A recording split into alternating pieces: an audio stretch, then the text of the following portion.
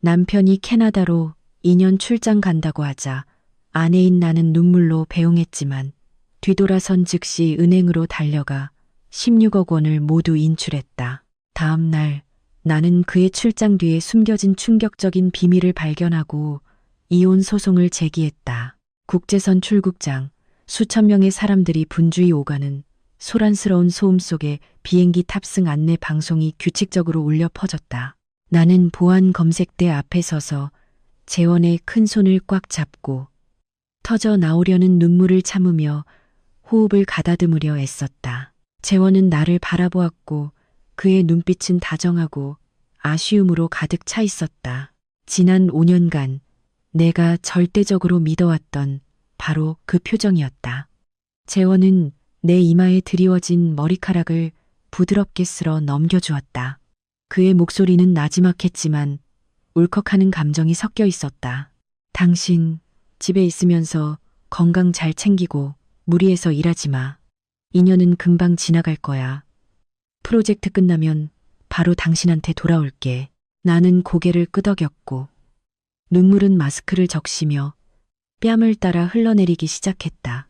나는 훌쩍거리며 어렵게 입을 열었다. 당신도 거기 가서 잘 챙겨 먹고 너무 일에만 매달리지 마. 난 당신을 기다릴게. 얼마나 걸리든 상관없어. 재원은 나를 품에 꼭 안았고 그 포옹은 숨이 막힐 정도로 강렬했다. 그는 내 등을 부드럽게 토닥이며 밝은 미래에 대한 약속들을 속삭였다. 우리가 더 큰 집으로 이사하기 위해 모을 자금에 대해서, 그가 돌아왔을 때 태어날 아이들에 대해서. 나는 그의 탄탄한 가슴에 얼굴을 묻고 눈을 질끈 감았다. 감동이나 슬픔 때문이 아니라 내 입술에 곧 드러날 경멸 가득한 비웃음을 감추기 위해서였다. 그 우람한 가슴에 얼굴을 파묻은 순간 나의 예민한 후각은 그의 깨끗한 셔츠 옷감 뒤에 숨겨진 낯선 향을 포착했다. 그것은 내가 늘 쓰던 섬유 유연제 냄새도 아니었고 지난달 생일에 내가 선물했던 바다 향수도 아니었다. 달콤한 백단향과 짙은 사향이 섞인 냄새, 여성의 매혹적이고 소유욕이 느껴지는 향이었다.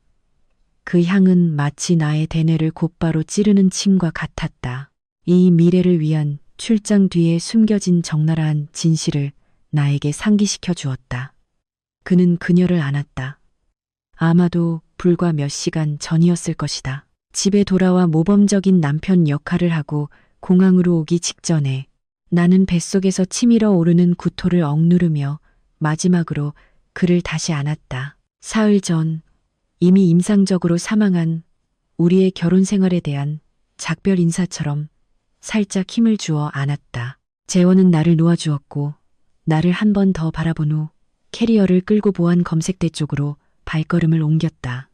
그의 뒷모습은 당당하고 확신에 차 있었다. 그는 뒤돌아 나에게 손을 흔들었고 그의 입가에는 늘 보아왔던 따뜻한 미소가 그대로 걸려 있었다. 나는 그 자리에 서서 손을 흔들어 주었고 멀리 사업차 떠나는 남편을 그리워하는 현숙한 아내의 역할을 완벽히 연기했다. 나는 전광판에 깜빡이는 서울, 뉴욕이라는 문구를 올려다보며 속으로 생각했다. 재원, 멀리 가. 그리고 내 꿈을 실컷 즐겨. 네가 돌아올 때 네가 알던 세상은 쟤만 남은 폐허가 될 테니까. 나는 코트깃을 바로잡고 이별의 소란스러움과 한때 나의 전부였던 남자를 뒤로하고 공항을 빠르게 빠져나왔다. 나는 우리 부부의 고급 아파트로 돌아왔다. 이미 어둠이 내리기 시작했고 집은 텅 비고 차가웠다. 내가 늘 준비하던 저녁 식사의 온기는 더 이상 없었다. 나는 재원의 실내화가 신발장에 가지런히 놓여있는 것을 흘긋 바라보며 쓰라리고 우스꽝스러운 감정을 느꼈다. 이곳은 한때 우리의 보금자리였고 내가 작은 행복들을 하나하나 쌓아 올린 곳이었다. 하지만 지금은 어디를 둘러봐도 위선만 가득했다.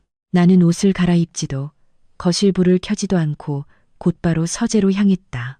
컴퓨터 화면에서 나오는 빛이 내 얼굴을 창백하고 고요하게 비췄다. 나는 인터넷 뱅킹 시스템에 로그인했고 손가락은 숙련되게 키보드를 눌렀지만 긴장감이 역력했다. 화면에는 계좌 목록과 온라인 정기 예금 목록이 나타났다. 내 눈앞에 나타난 총액은 16억 2,500만 원이었다. 이것이 우리가 가진 모든 재산이었다. 아니, 정확히는 내가 가진 모든 것이었다. 그중 10억 원 이상은 친정 부모님이 시골 땅을 팔아 나에게 사업 자금으로 주신 돈이었다. 나머지는 지난 5년간 내가 모은 급여, 상여금, 그리고 투자 수익이었다. 재원은 항상 자신이 돈을 잘 관리하지 못한다고 말했다. 그는 자신이 사업에 집중할 수 있도록 나에게 재정 관리를 맡기고 싶어 했다. 그는 나를 믿었거나 아니면 내 어리석음과 맹목적인 사랑을 믿었던 것이다. 내가 영원히 그의 쌀독을 지키는 착한 고양이일 거라고 믿었던 것이다. 그래서 모든 온라인 정기 예금은 내 이름으로 되어 있거나 공동 계좌였지만 OTP 문자를 받는 전화번호는 내 것이었다. 나는 깊은 숨을 들이쉬고 정기 예금 하나하나를 해지하는 작업을 시작했다. 12개월, 24개월 만기인 예금들은 아직 만기일이 되지 않았다. 지금 인출하면 쌓였던 이자를 모두 잃게 된다. 하지만 나는 개의치 않았다. 이자는 잃을 수 있지만 원금은 배신자에게 단 한 푼도 남겨둘 수 없었다. 첫 번째 해지 명령을 확인하기 위해 마우스를 클릭했을 때 내 손은 약간 떨렸다. 두려움 때문이 아니라 혈관 속에서 끓어오르는 분노 때문이었다. 이 돈은 우리 부모님의 피와 땀이었고 나의 청춘과 희생이었다. 그는 이 돈을 가지고 무엇을 하려 했을까? 캐나다에 있는 어린 내연녀에게 집을 사주려고, 내 인생의 폐허 위에 새로운 보금자리를 건설하려고. 나는 예금들을 차례로 해지하고 모든 돈을 주거래 계좌로 모았다. 16억 원이라는 숫자가 계좌에 깔끔하게 들어왔다. 최후의 심판 명령을 기다리면서 나는 다른 탭을 열어 어제 비밀리에 개설한 다른 은행의 개인 계좌에 로그인했다. 재원이 존재조차 전혀 알지 못하는 계좌였다. 나는 이체 명령을 입력했다. 나는 우수 고객이었기 때문에 이체 한도가 매우 컸다. 나는 시스템 오류를 방지하기 위해 금액을 3번에 나누어 이체했다. 전화로 수신되는 OTP 코드를 입력할 때마다 나는 보이지 않는 족쇄를 끊어내는 듯한 기분을 느꼈다. 잔액 변동 알림 문자가 정적 속에 계속해서 울려 퍼졌다. 고객님의 계좌에서 송금 거래가 완료되었으며 현재 잔액은 0원입니다. 나는 화면에 뜬 동그란 숫자 0을 바라보았고 마치 천근만근의 바위를 내려놓은 것처럼 가슴이 홀가분해졌다. 16억 원 전액이 안전하게 이체되었다. 재원은 이미 비행기에 탔다.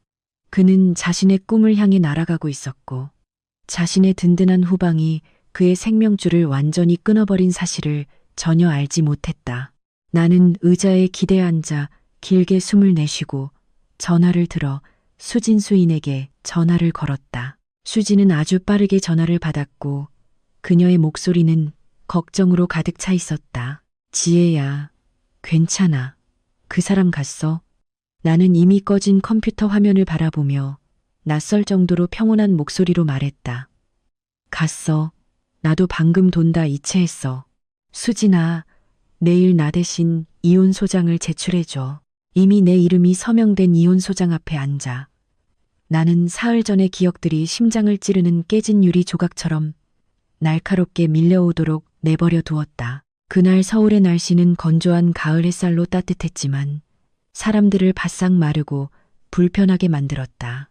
나는 오후 근무를 일찍 마치고 퇴근했다. 재원이 가장 좋아하는 슈크림빵을 사기 위해 유명 빵집에 들렀을 때 어린아이처럼 설레는 기쁨에 가슴이 부풀어 있었다. 깜짝 놀라게 해주기 위해 회사로 그를 데리러 갈 생각이었다. 내 차가 재원의 사무실 건물이 있는 거리로 막 들어섰을 때 내 눈에 들어온 것은 남편의 익숙한 차가 지하 주차장에서 빠져나오는 모습이었다. 나는 경적을 울려 부를까 했지만 직감이 멈추라고 속삭였다. 지금 이 시간에 그가 어디로 가는지 조용히 지켜보라고. 재원의 차는 평소 그가 거래처를 만나러 가던 방향이 아닌 외국계 회사들이 밀집한 강남의 고급 오피스 복합 단지로 향했다. 나는 발각되지 않을 만큼 안전한 거리를 유지하면서도 그를 놓치지 않도록 뒤따라갔다. 재원은 큰 건물 입구 앞에 차를 세웠지만 바로 내리지 않고 누군가를 기다리는 듯했다. 조수석 문이 열리고 한 젊은 여자가 나왔다. 몸매가 드러나는 오피스 원피스를 입은 날씬한 몸매, 세련된 밤색으로 염색한 긴 웨이브 머리. 그녀는 재원이 업무 능력을 칭찬하며 자주 언급했던 비서 겸 신규 시장 담당이사 유나였다. 그러나 유나가 차에서 내리는 방식, 차 안의 남자에게 뒤돌아 미소 짓는 방식은 상사에 대한 부하 직원의 태도가 전혀 아니었다. 나는 눈에 띄지 않는 구석에 차를 주차하고 가슴이 쿵쾅거리는 것을 느끼며 두 사람이 나란히 들어간 미국 이민 컨설팅 사무소에 번쩍이는 간판에 시선을 고정했다. 그 문구는 마치 내 얼굴에 쏟아부어진 차가운 물 한 바가지 같았고 나의 모든 감각을 마비시켰다. 낭만적인 카페도 은밀한 호텔도 아닌 이민 컨설팅 사무소였다.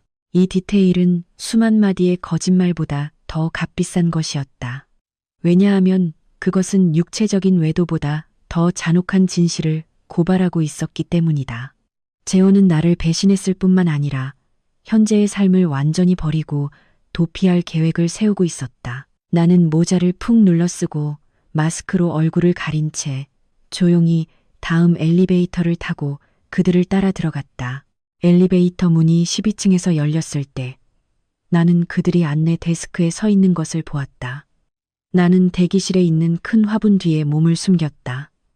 그들의 속삭이는 대화를 들을 수 있을 만큼 가깝지만 발각되지 않을 만큼 충분히 먼 거리였다. 유나가 재원의 넥타이를 애교스럽게 고쳐주고 있었다. 그녀의 손은 숙련되고 소유욕 가득한 방식으로 그의 셔츠 위를 쓰다듬었다. 그녀가 속삭였다. 달콤한 목소리였지만 내 귀에는 칠판을 긁는 손톱 소리처럼 귀에 거슬렸다. 여보, 그럼 그 여자 지혜는 어떻게 해? 당신이 이렇게 가버리면 그 여자가 의심해서 난리치지 않을까? 재원은 비웃었고 집에서는 내가 한 번도 본 적 없는 미소였다. 그는 유나의 손을 잡고 그녀의 이마에 사랑스럽게 입을 맞췄다. 오랜 시간 동안 나에게는 보여주지 않았던 다정한 몸짓이었다. 그는 대답했다. 그의 목소리는 계산적이고 차가웠다. 걱정 마, 자기야. 나는 프로젝트 때문에 2년 출장 간다고 했어. 그 바보는 찰떡같이 믿고 오히려 큰 집으로 이사할 돈 벌어오라고 응원하더라. 거기 가서 자리 잡고 우리 이름으로 집 사놓으면 내가 부재중 이혼을 구실로 삼을 거야. 돈은 내가 다 관리하고 있으니까 그 여자가 뭘 할 수 있겠어. 누군가 내 심장을 움켜쥐고 쥐어짜는 것 같았다. 나는 울음을 터뜨리지 않기 위해 입을 막아야 할 정도로 고통스러웠다. 내가 그토록 고대했던 미래를 위한 출장이 사실은 내연녀와 함께 도망가기 위한 계획이었다니. 그리고 그가 그린 미래에는 나를 위한 자리가 전혀 없었다. 나는 뛰쳐나가서 소란을 피우지도 사람들 앞에서 그 간통한 쌍을 향해 소리치거나 찢어발기지도 않았다. 나는 그 자리에 굳어서서 내 몸의 모든 세포가 죽어가고 그리고 나서 더 차갑고 잔인한 다른 형태로 소생하는 것을 느꼈다. 나는 조용히 몸을 돌려 걸어 나왔고 눈물을 뱃속으로 삼켰으며 뼛속 깊이 새겨진 증오심을 안고 돌아섰다. 바로 그때 나는 내가 무엇을 해야 할지 알았다. 이 결혼이라는 이름의 배가 영원히 대양의 바닥으로 가라앉기 전에 나는 나의 모든 것을 되찾아야 했다. 현실로 돌아왔다. 16억 원을 다른 곳으로 이체하는 작업을 완료한 후 나는 내 계획의 다음 단계를 실행하기로 결정했다. 나는 시댁이 있는 지방으로 차를 몰았다. 남편 재원에게는 시부모님께 향을 피우고 당신의 순조로운 여정을 빌어드리러 간다고 거짓말을 해둔 상태였다. 차는 고속도로를 시원하게 달렸지만 내 마음은 무거운 짐을 지고 있는 듯 답답했다. 왜냐하면 내가 곧 직면할 일이 이민 컨설팅 사무소에서의 진실보다 더 잔인할 것임을 알았기 때문이다. 우리가 보내준 돈으로 대부분 지어진 시골의 3층짜리 번듯한 집이 가짜 평온함을 보여주며 내 눈앞에 나타났다. 시어머니는 내가 커다란 과일 바구니와 두툼한 봉투를 들고 있는 것을 보고 활짝 웃으며 나를 맞이했다. 그녀는 내 손을 이끌고 집 안으로 들어갔고 쉬지 않고 자신의 아들이 얼마나 유능하고 효심이 깊은지에 대해 칭찬을 늘어놓았다. 우리 재원이가 정말 큰 뜻을 품었어, 얘야. 이번에 가서 지식을 수출하고 가문을 빛낼 거라고 하더구나. 너는 집에 있으면서 현명하게 행동해야지. 쓸데없는 질투로 그의 마음을 분산시키지 말고. 여자는 든든한 후방이 되어야 하고 희생할 줄 알아야 남편이 존경하고 사랑하는 법이지. 나는 시어머니를 바라보았다. 내 마음은 떠다니는 빙산처럼 차가웠다. 그녀는 아들이 내연녀와 함께 떠난 사실을 모르는 것일까? 아니면 알면서도 나에게 숨기고 있는 것일까? 나는 200만 원이 든 봉투를 탁자 위에 올려놓았다. 이것이 내가 이 며느리라는 이름에 대해 지불하는 마지막 빚이라고 생각했다. 나는 부드럽게 말했다. 네, 어머님, 알겠습니다. 재원 씨가 힘들게 일하니까 저는 그저 몸 건강히 잘 다녀오기만 바랄 뿐이에요. 시어머니가 부엌에서 점심 식사를 준비하느라 분주한 틈을 타 나는 시부모님의 침실로 몰래 들어갔다. 그곳은 가족의 가장 중요한 서류들이 보관된 곳이었다. 재원은 서두르는 바람에 내가 단독 이혼 소송을 완료하는데 극히 필요한 가족 관계 증명서 원본을 가져가는 것을 잊었다. 남편이 없는 동안 나는 재빨리 서랍장에서 빨간색 증명서를 찾아 가방에 급히 넣고는 아무 일 없었다는 듯 거실로 돌아왔다. 바로 그때 시어머니의 전화벨이 요란하게 울렸다. 시어머니는 부엌에서 달려나와 전화를 받았다. 그녀는 내가 커다란 창문 커튼 뒤에 앉아 있는 것을 눈치채지 못했다. 그녀의 목소리는 수화기 너머의 시고모에게 자랑스러움과 의기양양함으로 크게 울려 퍼졌다. 아이고, 염려 마세요. 재원이가 다 계산해 놨어요. 거기 가서 자리 잡고 큰 집 사면 우리 내외도 다 모셔가서 복을 누리게 해줄 거래요. 그리고 집에 있는 그 늙은 마누라요? 그냥 내버려 두세요. 아들 하나 못 낳고 우둔한 바보 같으니. 재원이가 진작에 질렸대요. 그 여자한테 집이나 지키게 두고 나중에 다 끝나면 돈 조금 쥐어주고 이혼하면 그만이죠. 시어머니의 말 한마디 한마디는 나의 고막을 곧바로 때리는 해머와 같았고 남아있던 마지막 가느다란 정마저 산산조각 내버렸다. 알고 보니 이 가족 속에서 속은 사람은 나 하나뿐이었다. 그들은 나를 가정부로, 집 지키는 사람으로, 걸어 다니는 ATM 기계로 취급했다. 그러는 동안 그들은 내가 없는 서양에서의 행복한 미래를 함께 계획하고 있었다. 나는 돌처럼 굳어앉아 손톱이 살을 깊이 파고들 때까지 두 손을 꽉 쥐었지만 아픔을 느끼지 못했다. 이때의 육체적 고통은 내 영혼에 스며들어 피 흘리는 상처에 비하면 아무것도 아니었다. 나는 깊은 숨을 들이쉬고 표정을 가다듬은 후 화장실에 다녀온 척하며 숨어있던 곳에서 나왔다. 그날의 점심 식사에서 나는 모래를 씹는 것처럼 밥 한 숟갈 한 숟갈을 삼켰다. 나는 시부모님의 낯설고 위선적인 웃는 얼굴을 바라보며 이곳에 며느리로서 발을 들이는 것이 마지막일 것이라고 마음속으로 맹세했다. 작별 인사를 하고 집을 나설 때 나는 그 집을 마지막으로 바라보았다. 눈빛에는 더 이상 미련이 없었고 오직 궁지에 몰린 여인의 단호함만이 남아있었다. 시댁을 떠난 나는 곧바로 수진의 법률사무소로 차를 몰았다. 도심의 한 고층 건물 20층에 위치한 사무소였다. 수진은 나의 법률 대리인일 뿐만 아니라 대학 시절부터 가장 친한 친구였고 내가 재원과 사랑하고 결혼하는 전 과정을 지켜본 사람이자 그의 눈빛 속에 담긴 계산적인 면을 처음으로 경고해 준 사람이었다. 수진의 사무실은 단순하게 꾸며져 있었지만 일할 때의 그녀의 성격처럼 전문적이고 차가운 느낌을 풍겼다. 수진은 나를 꽉 안아주며 맞이했다.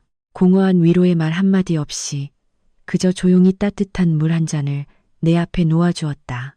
그녀는 내가 지금 동정심이 아니라 해결책이 필요하다는 것을 알았다.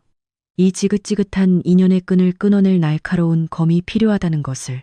수지는 두꺼운 서류철을 탁자 위에 펼쳤고 그녀의 목소리는 단호하고 명확했다. 이혼 소장 준비는 마쳤어. 지혜야.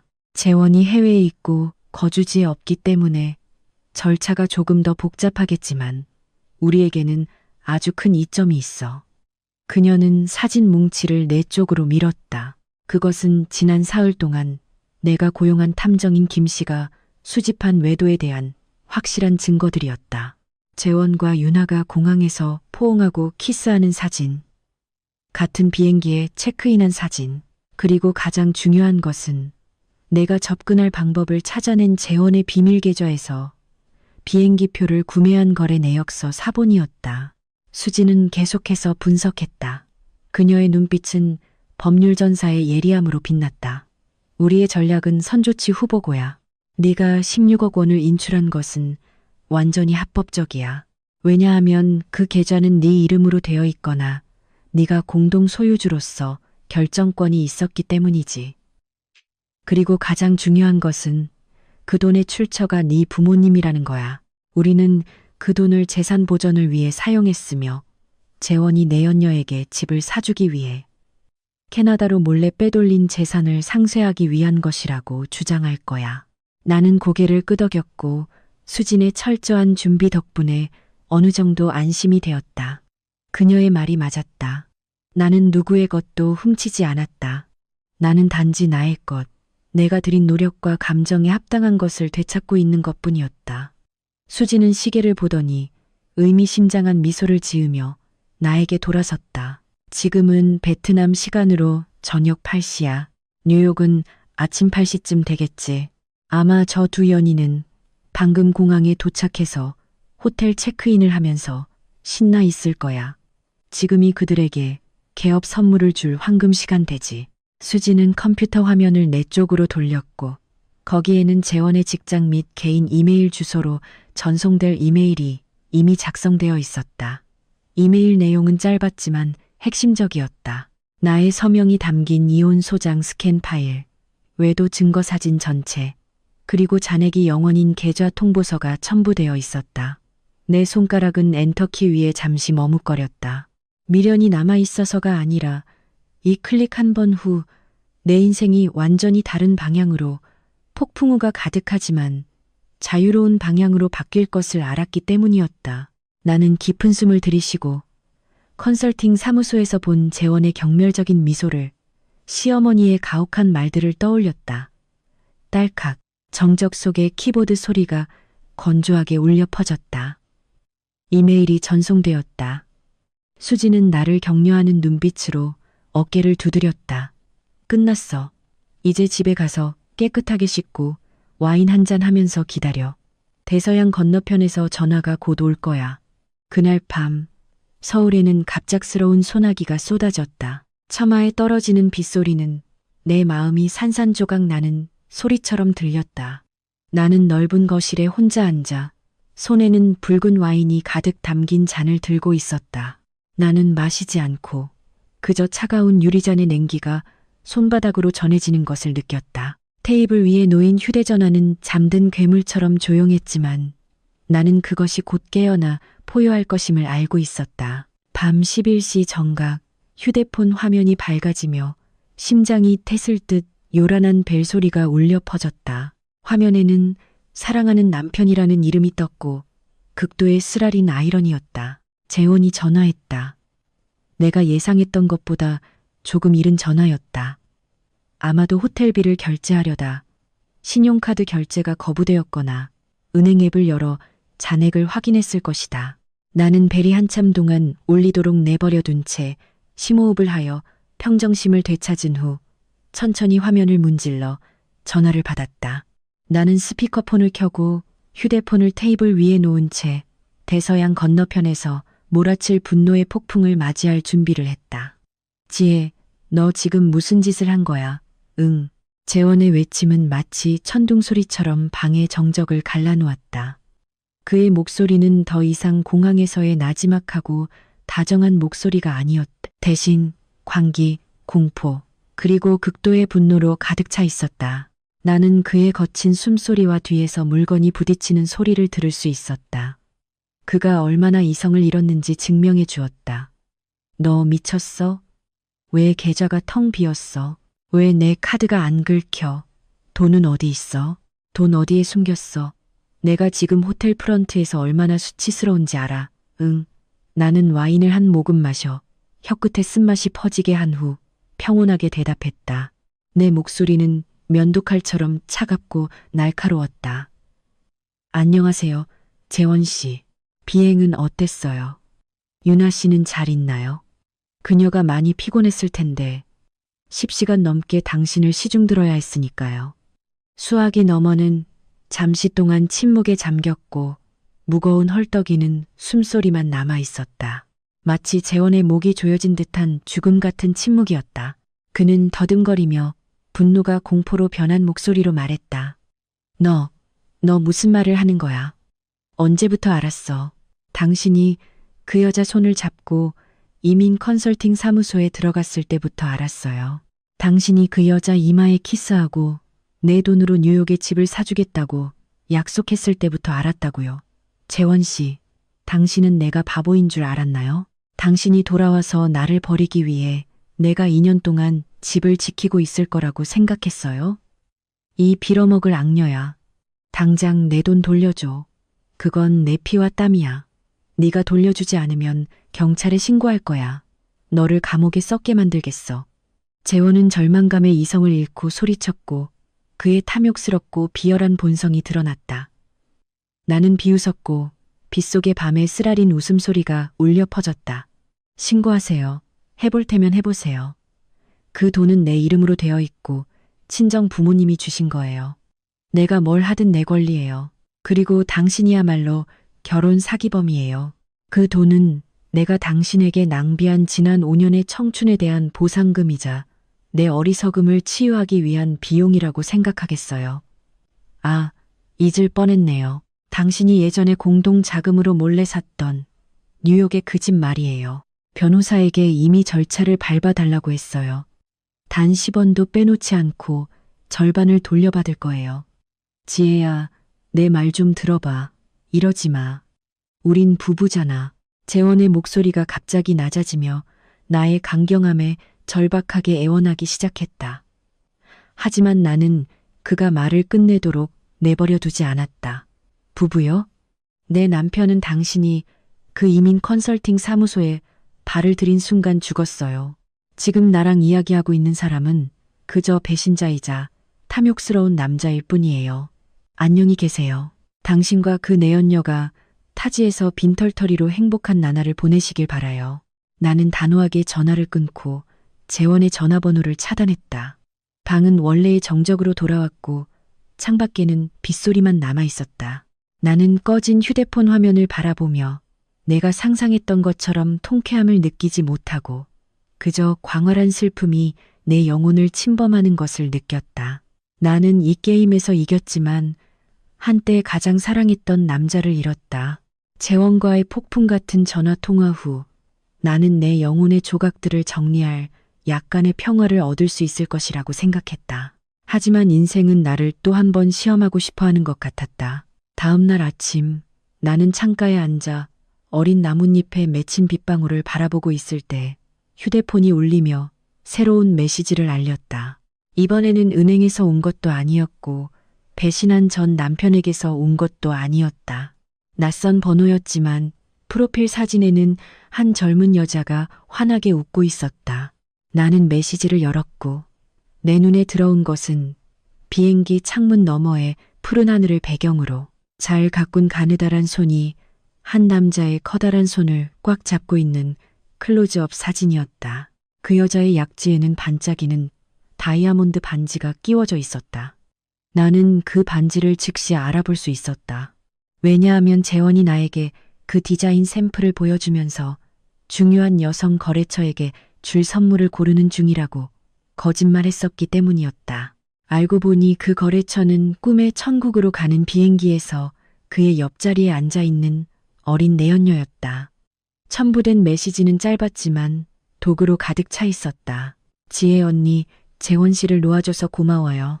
언니는 너무 늙어서 그이의 원대한 꿈에 어울리지 않아요. 집에서 건강 잘 챙기세요. 저희는 언니 목까지 정말 행복하게 잘 살게요. 유나, 내 남편의 내연녀였던 유나가 공식적으로 정체를 드러내고 도발한 것이다. 그녀는 부끄러워하기는커녕 마치 귀중한 전리품을 쟁취한 승리자처럼 의기양양해 보였다. 나는 그 메시지를 읽으며 내가 예상했던 분노나 질투가 아닌 우스꽝스러운 감정이 샘솟는 것을 느꼈다. 그녀는 자신이 이겼다고, 완벽한 남자를 훔쳤다고 생각했지만 자신이 붙잡고 있는 것이 빈털터리 지갑을 가진 영혼 없는 껍데기에 불과하다는 사실을 전혀 알지 못했다. 나는 그 번호를 차단하지도 분풀이를 위해 욕설을 퍼붓는 답장을 보내지도 않았다. 대신 침착하게 전체 메시지와 사진을 스크린샷으로 찍었다. 직후 내가 고용한 사립 탐정 김 씨로부터 이메일 한 통을 받았다. 거기에는 그가 방금 찾아낸 유나에 대한 자세한 프로필이 담겨 있었다. 그녀는 사치스럽고 방탕한 생활 때문에 한국에서 빚더미에 앉아 있었고 재원에게 매달려 캐나다로 가는 것은 사랑 때문만이 아니라 그녀를 맹렬히 추적하는 채권자들에게서 도망칠 수 있는 유일한 길이었다. 나는 씁쓸하게 비웃으며 휴대폰 키보드를 눌러 내 개인 페이스북 페이지에 새로운 상태 메시지를 게시했다. 나는 울부짖지도 사정을 이야기하지도 않았다. 그저 비온 뒤의 서울 하늘 사진과 짧은 문구를 올렸다. 비온 뒤의 하늘이 가장 푸르다. 싱글 라이프를 환영합니다. 나를 떠나 내가 버린 것을 주워가는 사람들에게 행운을 빌어요. 나는 친한 친구들 몇 명을 태그했고 그들은 우리의 관계망 내에서 영향력이 있는 사람들이었다. 불과 10분 만에 게시물은 수백 개의 반응을 얻었다. 질문과 놀라움의 말들이 퍼져나가기 시작했다. 나는 소문이 바람보다 빠르게 퍼질 것임을 알았다. 그리고 나의 의미심장한 침묵은 대서양 건너편에서 의기양양해하고 있는 그들에게 가장 무거운 심리적 처벌이 될 것이다. 유나는 명분을 원했다. 나는 그녀에게 명분을 주었다. 하지만 그 명분은 주어간 사람 제3자라는 것이었고 그녀가 평생 씻어낼 수 없는 이름이었다.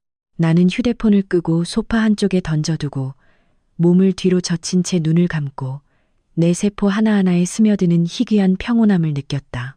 내연녀와의 싸움은 손톱이나 거친 말다툼을 필요로 하지 않았다. 그저 평온함과 적절한 순간의 약간의 잔인함이면 충분했다. 내가 일방적으로 이혼 소송을 제기하고 모든 예금을 인출했다는 소식은 빠르게 퍼져나갔다. 재원이 캐나다로 간 지 불과 이틀 만에 시댁 식구들이 반란을 일으킨 며느리를 산채로 잡아먹을 듯한 기세로 우리 집으로 들이닥쳤다. 문벨 소리가 계속 울리고 다른 사람의 도덕성을 판단할 권리가 있다고 스스로 생각하는 사람들의 사려 깊지 못한 거친 문 두드리는 소리가 함께 들렸다. 나는 문을 열고 시부모님과 재원 쪽 고모, 고모부 몇 분과 마주섰다. 평생 절에 다니며 연불만 외우던 시어머니는 이제 분노로 얼굴이 빨개져서 손가락으로 내 얼굴을 가리키며 맹렬하게 퍼부었다. 이 악독한 계집아, 너 우리 아들 죽이려고 작정했어? 걔가 타지에서 힘들게 일하러 갔는데 집에서 도와주지는 못할 망정. 오히려 그 애의 살 길을 막으려고 해? 당장 그 돈 돌려줘. 안 그러면 내가 경찰에 신고해서 너를 끌고 가게 할 거야. 옆에 서 있던 시아버지는 큰 소리는 내지 않았지만 나를 바라보는 눈빛은 경멸과 실망으로 가득 차 있었다. 아버지도 너에게 너무 실망했다, 지혜야. 이 집이 너한테 뭘 그렇게 못되게 했기에 네가 이렇게 배은망덕할 수가 있어. 부부 사이에 무슨 일이 있으면 문 닫고 조용히 이야기해야지. 왜 이런 일을 벌여서 온 동네 사람들 입방아에 오르내리게 해? 시댁 식구들은 떼지어 동조했다. 가혹한 말들이 내 얼굴에 돌을 던지듯 쏟아져 나왔다. 그들은 내가 탐욕스럽다, 부도덕하다, 남편을 지킬 줄 모르는 여자라고 말했다. 나는 그 자리에서 버텨서서 신발장에 등을 기대고 억울함에 떨리는 것을 막기 위해 두 손을 꽉 쥐었다. 나는 한때 이들을 내 혈육이라고 생각했고 그들이 아플 때마다 헌신적으로 간호했었다. 그러나 가장 큰 위기가 닥쳤을 때 그들은 이기적이고 맹목적으로 자신의 자식을 옹호하는 본 모습을 드러냈다. 나는 그들의 분노가 조금 가라앉기를 기다렸다가 천천히 거실로 걸어 들어가 미리 준비해둔 두꺼운 서류철을 서랍에서 꺼냈다. 나는 소리치지도 울면서 억울함을 호소하지도 않았다. 그저 조용히 사진과 서류들을 유리 테이블 위에 올려놓고 시부모님 쪽으로 살짝 밀어보냈다. 어머님, 아버님, 고모, 고모부님들 보시고 말씀하세요. 이 사람이 바로 여러분이 옹호하는 착하고 능력 있고 효심 깊은 아들이에요. 시어머니는 사진 뭉치를 집어들었고 아들이 다른 여자와 포옹하고 키스하는 장면, 그들이 함께 고급 빌라를 보러 다니는 장면, 그리고 두 사람의 이름으로 된 뉴욕 부동산 소유 증명서를 보았을 때 그녀의 손이 떨리기 시작했다. 우리 부부의 공동 계좌에서 유나의 계좌로 이체된 금액이 명확하게 나타나 있어 부인할 수 없었다. 거실의 공기는 갑자기 침묵에 잠겼고 시계 초침 소리마저 선명하게 들릴 정도로 조용했다. 방금 전까지 기세등등하고 분노에 차 있던 얼굴들은 이제 핏기가 가시고 당혹감과 수치심으로 가득 차 있었다. 시어머니는 사진 뭉치를 내려놓고 소파에 털썩 주저앉았고 입은 말문이 막힌 듯 더듬거렸다. 눈앞에 펼쳐진 적나라한 진실은 그들이 방금 나를 훈계하는 데 사용했던 도덕성을 우스꽝스러운 농담으로 만들었다. 나는 시아버지의 눈을 똑바로 바라보며 또렷한 목소리로 한마디 한마디 말했다. 저는 제 돈을 지키기 위해 돈을 인출했어요. 지난 5년간 제가 힘들게 벌어온 재산이요. 그 이는 제 돈을 가지고 여자를 먹여 살리고 내연녀에게 집을 사주려 했어요. 여러분은 이 사실을 모르셨나요?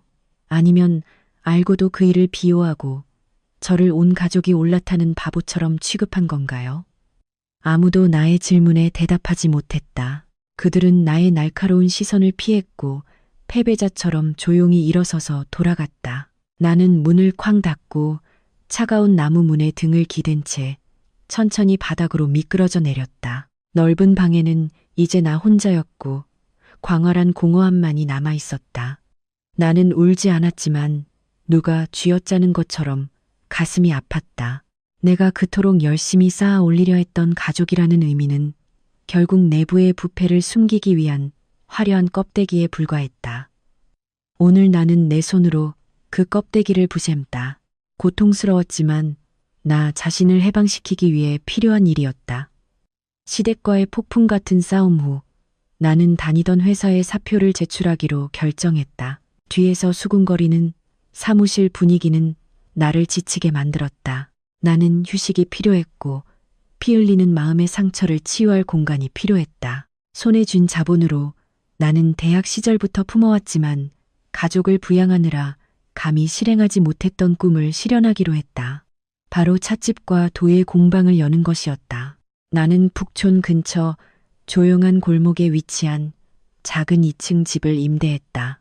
오래된 집은 이끼 낀 벽돌과 낡은 기와 지붕이 있었고 대문 앞에 등나무꽃이 저녁 햇살 아래 화려하게 피어 있었다. 나는 가게 수리에 착수했고 벽돌 하나하나, 탁자와 의자 하나하나를 직접 골랐다. 회반죽 냄새, 새 페인트 냄새가 낡은 집의 곰팡이 냄새와 섞여 재생의 독특한 냄새를 만들어냈다. 그 시절 나는 아침 일찍부터 밤늦게까지 일에 몰두했다. 생명 없는 흙덩이를 영혼이 담긴 형태로 빚는 작업은 내 마음을 평온하게 해주었다. 손이 흙으로 더러워지고 등에는 땀이 흥건할 때 나는 진정으로 살아있음을 느꼈다. 더 이상 남편에게 헌신하는 아내도 아니었고 순종적인 며느리도 아니었다. 나는 5년간 길렀던 긴 머리를 싹둑 잘랐다. 재원이 좋아한다고 했던 그 머리였다. 거울 속에 짧고 개성 있는 머리를 한 나를 보며 나는 미소 지었다. 천근만근의 짐을 내려놓은 사람의 안도감 섞인 미소였다. 공사를 진행하는 동안 나는 내 친구가 소개해준 35세 정도의 건축가 겸 건설업자, 도연도윤을 만났다. 첫 만남에서 도연은 화려한 외모나 달콤한 말로 강한 인상을 주지 않았다. 그는 색이 바랜 티셔츠를 입고 바지에는 페인트 얼룩이 묻어 있었으며 깊은 눈에는 왠지 모를 슬픔이 숨겨져 있었다. 도현은 말이 없었다. 그는 가게 공간에 대한 나의 다소 몽상적인 아이디어들을 조용히 들었고 가끔 고개를 끄덕이며 구조나 조명에 대한 현실적인 조언을 해주었다. 그는 마치 자신의 집을 돌보는 것처럼 매우 꼼꼼하고 신중하게 일했다. 어떤 뜨거운 정오에는 그가 직접 비계에 올라가 전선을 고치고 있는 것을 보았다. 이마에는 땀이 흥건했지만 그의 눈빛은 여전히 고도로 집중되어 있었다. 어느 늦은 오후, 내가 도자기 선반을 정리하고 있을 때 도연이 들어섰다. 그의 손에는 따뜻한 연꽃차 한 잔이 들려 있었다. 그는 찻잔을 테이블 위에 내려놓으며 나지막한 목소리로 말했다. 차 좀 드세요. 몸이 따뜻해질 거예요. 바람이 불기 시작하네요. 그 소박한 관심은 나를 잠시 멈칫하게 만들었다. 내가 몸을 따뜻하게 하라는 말을 들은 지 얼마나 되었을까? 내가 다른 사람들을 돌보는데 익숙해져서 나 자신도 보호받아야 한다는 사실을 잊은 지 얼마나 되었을까? 나는 작은 목소리로 감사를 표하고 찻잔을 들어 한 모금 마셨다. 혀끝의 쓴맛은 점차 달콤한 뒷맛으로 바뀌었고 연꽃 향이 입안에 퍼져 나의 황량한 마음을 따뜻하게 감싸주었다. 이 가게 이름은 뭐라고 지을 거예요? 도연이 문득 물었고 그의 눈은 바람에 흔들리는 등나무 꽃을 바라보았다. 안녕 안닝이에요. 나는 먼 곳을 바라보는 눈빛으로 대답했다. 앞으로 제 삶이 안녕 두 글자만으로 충분하기를 바라요. 도연은 고개를 끄덕였다. 그가 나를 바라보는 눈빛에는 어떤 동정심과 이해심이 담겨 있는 듯했다. 마치 그가 나의 평온한 외모 뒤에 숨겨진 마음속 폭풍을 꿰뚫어 보는 것처럼 우리 사이에는 구애의 말도 성급함도 없었다. 오직 존중과 과거의 잿더미 속에서 싹트기 시작하는 보이지 않는 연결고리만이 있었다. 안녕 안닝, 찻집 겸 도의 공방이 점차 형태를 갖추어 갔고 내 삶에서 도연의 존재도 더욱 익숙해졌다. 그는 단순한 시공업자가 아니라 힘든 일이 있을 때마다 말없이 나타나 나약한 여자인 내가 할 수 없는 일들을 도와주는 그림자 같은 친구였다. 어느 날 점심, 내가 도시락을 가져다 주러 공사 현장에 갔을 때 도연이 마당 한 구석에 혼자 앉아 휴대폰을 들여다보는 것을 보았다. 그의 눈빛은 흔치 않은 다정함으로 화면에 집중되어 있었다. 호기심에 나는 가까이 다가갔고 그가 대여섯 살 정도 되는 어린 딸과 영상 통화를 하고 있는 것을 발견했다.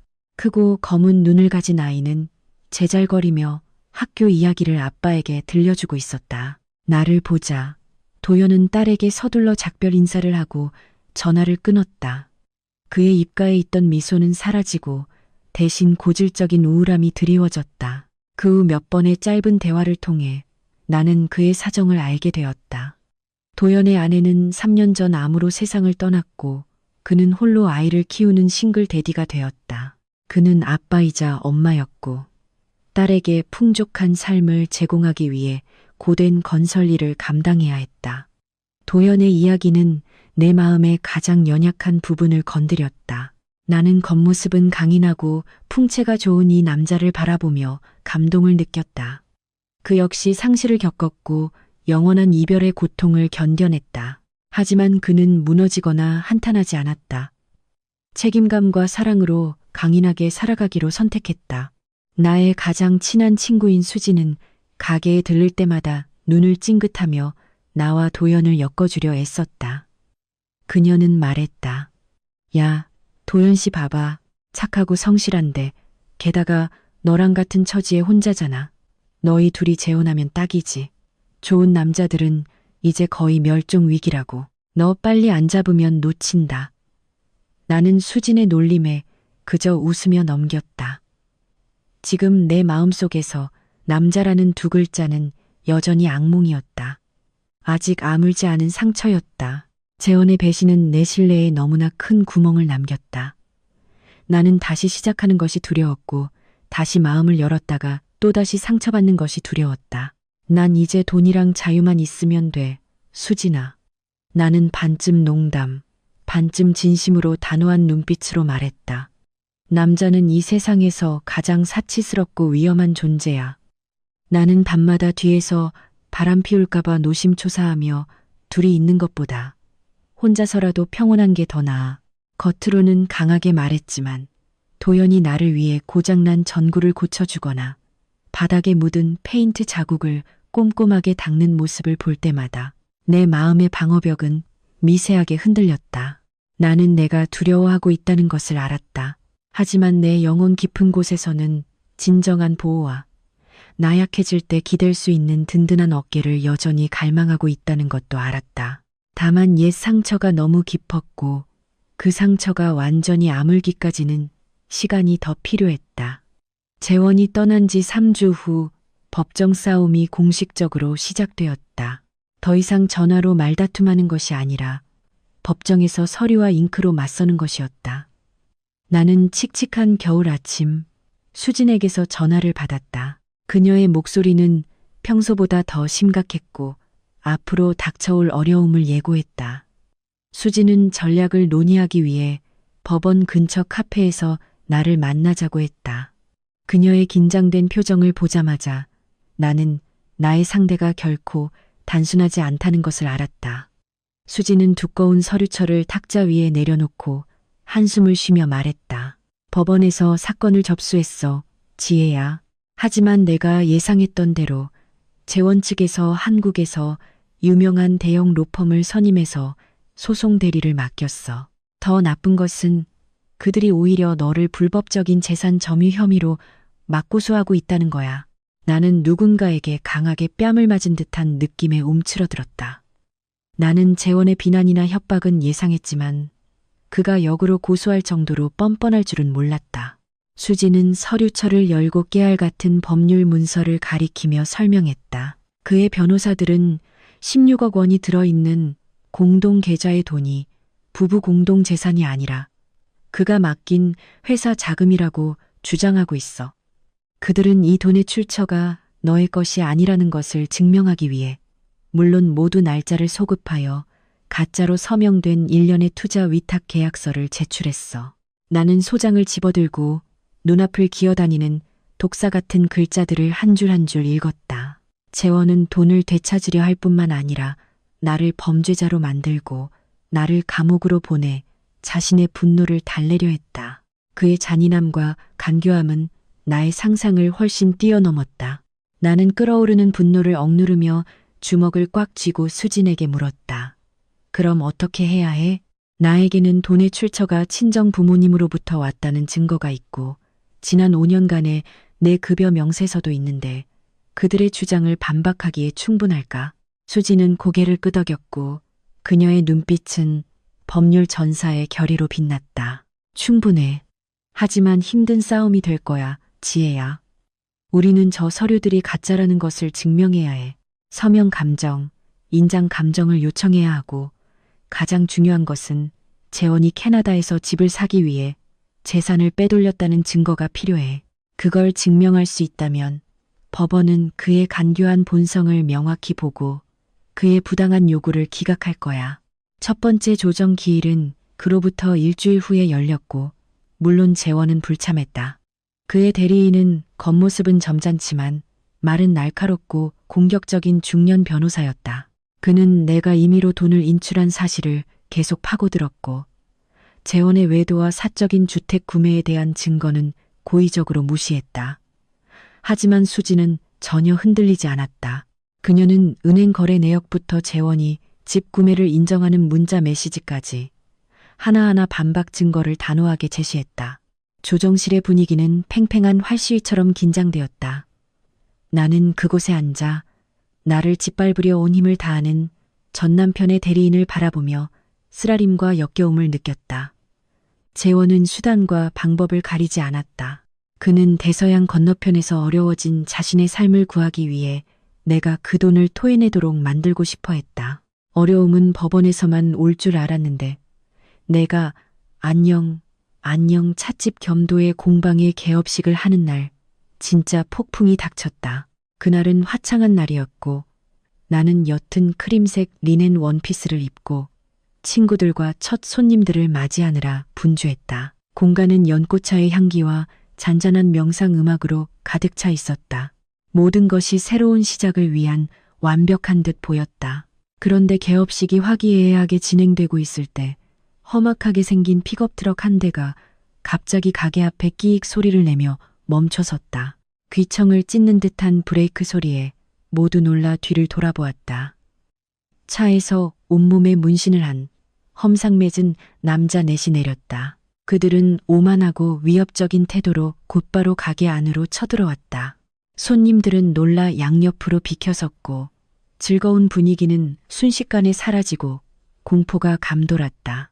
몸집이 크고 개목줄처럼 굵은 금목걸이를 찬 우두머리 한 명이 큰 소리로 외쳤다. 누가 진지해야. 재원이 마누라 나와. 내가 할 말이 있다. 나는 마음속으로 치밀어 오르는 두려움을 억누르고 최대한 침착한 목소리로 그들과 맞섰다. 제가 지혜예요. 당신들은 누구시죠? 무슨 일로 제 가게에 와서 소란을 피우는 거죠? 우두머리는 비웃으며 구겨진 종이 한 장을 찻상 위에 던지고 턱짓으로 말했다. 나는 네 남편의 사채업자다. 재원이가 캐나다 가기 전에 사업 자금으로 나한테 급전 5천만 원을 빌렸어. 네가 보증을 섰다고 하더군. 이제 그 자식이 연락 두절되고 도망갔으니 내가 너를 찾아와 받아야지. 그럼 누구한테 받겠어? 나는 그 종이를 집어들고 보았다. 그것은 재원의 서명과 검은 금융회사의 빨간 도장이 찍힌 손으로 쓴 차용증이었다. 대출 금액은 살인적인 이자와 함께 5천만 원에 달했다.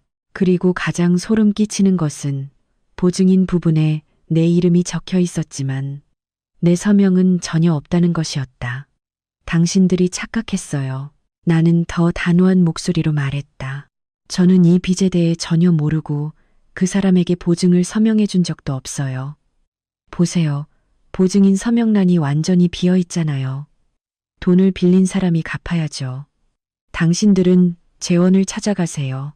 저는 이미 이혼했고 그 사람과는 더 이상 아무 상관도 없어요. 이혼 같은 소리 하네. 그 남자는 탁자를 쾅 하고 내리쳐 정교한 도자기 찻잔 세트가 산산조각 났다. 너 여기서 법인이 뭐니 하는 소리 하지 마. 결혼 생활 중에 빚은 공동부채야. 남편이 빌렸으면 아내가 갚는 게 당연한 이치라고. 오늘 네가 돈 토해내지 않으면 여기서 장사할 생각 아예 하지 마. 야, 부서. 그의 명령에 따라 부하들은 테이블과 의자, 화분을 부수기 시작했다. 손님들은 비명을 지르며 도망쳤고 즐거움은 순식간에 사라지고 혼란이 가득했다. 나는 첫날부터 나의 정성이 산산조각 나는 것을 보며 눈물이 목을 메었다. 나는 돈을 잃는 것이 두렵지 않았다. 내가 힘들게 되찾은 평화가 재원의 과거의 망령에 의해 완전히 파괴될까봐 두려웠다. 그 혼란 속에서 내가 폭력배들이 날뛰는 것을 절망적으로 바라보고 있을 때 건장한 체격의 그림자 한 명이 갑자기 뛰어들어 우두머리 앞에 가로막았다. 도연이었다. 그는 평소처럼 작업복을 입지 않고 나를 축하해주기 위해 말끔한 흰 셔츠를 입고 왔었다. 하지만 지금 그 셔츠는 땀과 먼지로 얼룩져 있었다. 도연은 바위처럼 굳건하게 서서 우두머리를 똑바로 응시했다. 그의 목소리는 나지막했지만 권위로 가득 차 있었다. 멈춰요. 당신들 지금 법을 위반하고 있어요. 불법 가택 침입과 공공재산 훼손이 무슨 죄인 줄 아세요? 우두머리는 도연의 기세에 잠시 멈칫했지만 곧 비웃으며 도발적으로 말했다. 너 누구야? 미녀를 구하는 영웅이라도 되려고? 나는 조폭의 방식으로 빚을 받는 거고 어떤 법도 나를 막을 수 없어. 조폭도 조폭의 법이 있겠지만 여긴 법이 있는 땅입니다. 도연은 휴대폰을 꺼내 경찰서장에게 전화하는 화면을 보여주었다. 방금 박 서장님께 전화했어요. 5분 안에 경찰이 도착할 겁니다. 조용히 해결하고 싶으세요? 아니면 경찰서에서 해결하고 싶으세요? 당신들 마음대로 하세요. 경찰서장의 이름이 나오자 우두머리의 안색이 약간 변했다. 그는 건설업을 하는 도연이 지역 경찰과 넓은 관계를 가지고 있다는 것을 알고 있었다. 그는 욕설을 내뱉고 부하들에게 멈추라고 신호했다. 좋아, 너 대단하다. 오늘은 네 체면을 봐준다. 하지만 너, 잘 들어. 나는 너와 아직 안 끝났어. 내 남편이 나한테 빚진 이상 너도 이 피해 빚에서 평생 도망칠 수 없을 거야. 그는 나를 손가락으로 가리키며 위협하고 분통을 터뜨리며 부하들을 이끌고 떠났다. 그들이 떠난 자리에는 난장판만 남았다. 자동차 엔진 소리가 멀어지자 나는 다리에 힘이 풀려 산산조각 난 도자기 파편들 사이에 주저앉았다. 도연은 서둘러 나를 부축했고 그의 눈빛은 걱정과 안타까움으로 가득 차 있었다. 그는 내가 온전한 의자에 앉도록 조심스럽게 이끌었고 응급 처치함을 가져와 도자기 파편이 튀어 생긴 내 팔에 피 묻은 긁힌 상처를 치료해 주었다. 그 후 경찰서에서 수진의 신속한 법률 지원과 보안 카메라 증거 덕분에 우리는 이 빚이 재원이 개인적인 목적 해외 재산 도피, 도박, 돈 세탁의 징후로 빌린 것이며 나는 전혀 알지 못했고 보증 서명도 하지 않았다는 것을 증명할 수 있었다. 경찰은 사건을 기록했고 그 폭력배 그룹이 다시 소란을 피울 경우 나를 보호하기 위한 조치를 취할 것을 약속했다. 해가 완전히 저문 후 경찰서에서 나왔을 때 나는 옆에서 걷는 도연을 바라보며 형언할 수 없는 감정을 느꼈다. 그는 말이 많지 않았다. 그저 조용히 내 옆을 지키며 모든 일을 깔끔하게 처리했다. 노란 가로등 불빛 아래 그의 든든한 뒷모습을 바라보며 내 마음속에 단단했던 방어벽은 격렬하게 흔들렸다. 나는 인생의 폭풍 속에서도 아무것도 요구하지 않고 기꺼이 나를 보호해줄 사람이 있다는 것을 깨달았다. 사채업자 사건 후 일주일 만에 내 삶은 점차 궤도를 되찾았다. 비록 불안감은 여전히 남아 있었지만 나는 사립탐정 김 씨로부터 한 통의 속달 우편을 받았다. 그는 재원과 유나의 캐나다 상황에 대한 최신 보고서와 함께 멀리서 찍은 도철 사진 뭉치를 보냈다. 나는 익숙한 가게 구석에 앉아 봉투를 열어보았다.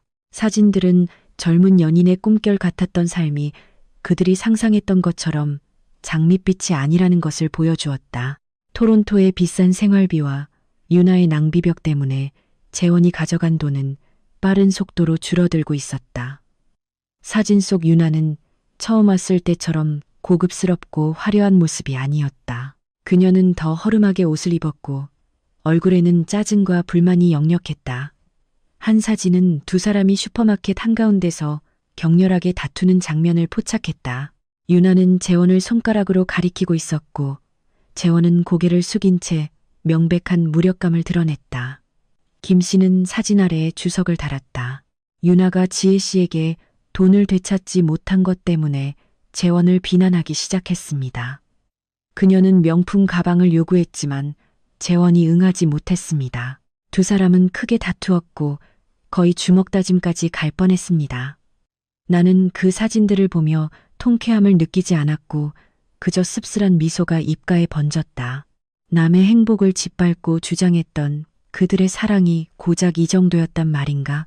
돈이 더 이상 사랑을 키울 수 없게 되자 그들이 진정한 사랑이라고 불렀던 것은 이용과 계산이라는 본 모습을 드러냈다. 보고서를 계속 읽다가 나는 김 씨가 제공한 새로운 정보에 깜짝 놀랐다. 재원이 돈줄이 끊기고 유나의 압박에 시달리자 위험한 길로 접어들기 시작한 것이다. 그는 재빨리 돈을 벌어 인생을 바꾸려는 희망으로 그곳에 한국인 그룹이 주도하는 가상자금 모집 조직에 참여했다. 이것은 치명적인 덫입니다. 김 씨는 편지에 썼다. 이 조직의 우두머리들은 모두 전문 사기꾼들입니다. 그들은 재원이 남은 돈마저 거기에 투자하도록 유혹하고 있습니다. 지금 재원의 도박꾼 심리 상태로는 모든 것을 잃고 완전히 파산할 가능성이 매우 높습니다. 나는 편지를 접고 창밖을 바라보았다. 저녁 바람에 노란 잎들이 떨어지고 있었다. 재원은 스스로 무덤을 파고 있었다. 그리고 그의 몰락의 날이 멀지 않았다는 것을 나는 알았다. 나는 아무것도 더 할 필요가 없었다. 그저 여기에 앉아 인과응보의 법칙이 정의를 실현하기를 기다리기만 하면 되었다. 그가 바람을 뿌렸으니 폭풍을 거두어야 했다. 그가 스스로 만든 그 폭풍은 그가 붙잡으려 애쓰는 모든 것을 휩쓸어 갈 것이다. 늦은 오후 가을비가 내리고 바람이 불던 날, 나는 방금 들어온 초벌 도자기를 정리하고 있을 때 휴대폰이 울리며 페이스북 메신저 알림을 알렸다. 나는 화면을 흘끗 보았고 나타난 이름에 잠시 멈칫했다. 유나였다. 그것은 그녀가 캐나다로 막 갔을 때 보냈던 도발적이고 오만한 메시지가 아니었다. 이번에는 완전히 다른 어조였다. 믿을 수 없을 정도로 비참하고 애원하는 목소리였다. 나는 메시지를 열었고 눈앞에는 글자 오류가 가득한 급하게 쓴 문장들이 나타났다. 쓰는 사람이 극도로 패닉 상태임을 증명했다. 지혜 언니, 죄송해요. 제가 잘못했어요. 재원 오빠한테 속았어요. 언니, 오빠는 자기 자랑했던 것처럼 부자도 아니고 유능하지도 않아요. 여기 와서 동전 한 푼까지 아끼고 저보고 식당에서 알바로 설거지해서 생활비 벌어오라고 해요. 자기는 맨날 가짜 코인 거래소 같은 데에만 머리 쳐박고 있어요. 나는 대충 훑어보았고 입가에 씁쓸한 미소가 살짝 번졌다. 그들의 두 개의 황금 심장을 가진 초가집은 벌써 흔들리고 있는가? 내가 답장할 틈도 없이 다음 메시지가 쇄도했다. 유나의 멍이 든 팔 사진이 첨부되어 있었다. 어제 오빠가 저를 때렸어요, 언니. 돈 잃고 와서 저한테 화풀이를 해요. 저 너무 무서워요. 한국으로 돌아가고 싶은데 오빠가 제 서류랑 돈을 다 쥐고 있어요. 언니, 제발 저를 불쌍히 여겨서 비행기표 살 돈 좀 빌려주시면 안 될까요? 제가 약속할게요. 한국 돌아가면 언니한테 소처럼 일해서 빚 갚을게요. 제가 법정에서 오빠가 외도하고 재산 빼돌린 거 증언해서 언니가 소송 이기게 해드릴게요. 저 좀 살려주세요, 언니. 여기까지 읽고 나는 웃음을 참을 수 없었다. 웃음소리가 고요한 도의 공방 공간에 쓰라리게 울려 퍼졌다. 그녀는 내가 누구라고 생각하는 걸까? 자비로운 성모 말이야. 아니면 자신의 가정을 파괴한 사람을 구하러 나설 만큼 멍청한 사람? 그녀는 도망칠 길을 찾기 위해 자신의 연인을 기꺼이 팔아넘길 준비가 되어 있었다. 그녀의 간사하고 실용적인 본성은 정말 조금도 변하지 않았다. 나는 천천히 한 글자 한 글자 답장했다. 내 마음은 잔잔한 호수처럼 평온했다. 유나 씨, 지금 농담하는 건가요? 이 대가는 당신이 스스로 선택한 것이니 스스로 갚아야 해요. 남의 남편을 훔쳤으니 이제 그 남편에게 맞는다는 것은 세상의 공평한 이치예요. 쓰레기는 쓰레기통에 조용히 있어야지 제가 재활용하거나 다시 집에 주워 올 생각은 하지 마세요. 안녕히 계세요. 그리고 다시는 저를 괴롭히지 마세요. 메시지를 보내자마자 나는 유나의 계정을 영구적으로 차단했다. 나는 휴대폰을 내려놓고 창밖에 비 오는 풍경을 바라보았다. 그녀가 맞았다는 사실의 통쾌함도 느끼지 않았고 그녀의 비참한 상황에 연민도 느끼지 않았다. 나는 단지 유나 역시 탐욕과 어리석음의 희생자, 즉 하나의 장기말에 불과하다는 것을 깨달았다. 그녀는 덧없는 환상을 쫓아 자신의 젊음과 명예를 맞바꿨다. 그리고 이제 잔혹한 현실이 그녀에게 뼈저린 교훈을 가르치고 있었다. 수개월에 걸친 길고 지루한 법정 공방, 무산된 조정기일, 변호사들 간의 치열한 두뇌 싸움 끝에 마침내 법원의 판결일이 다가왔다. 그날 서울은 길었던 겨울의 암울함을 벗어나 갑자기 해가 떴다.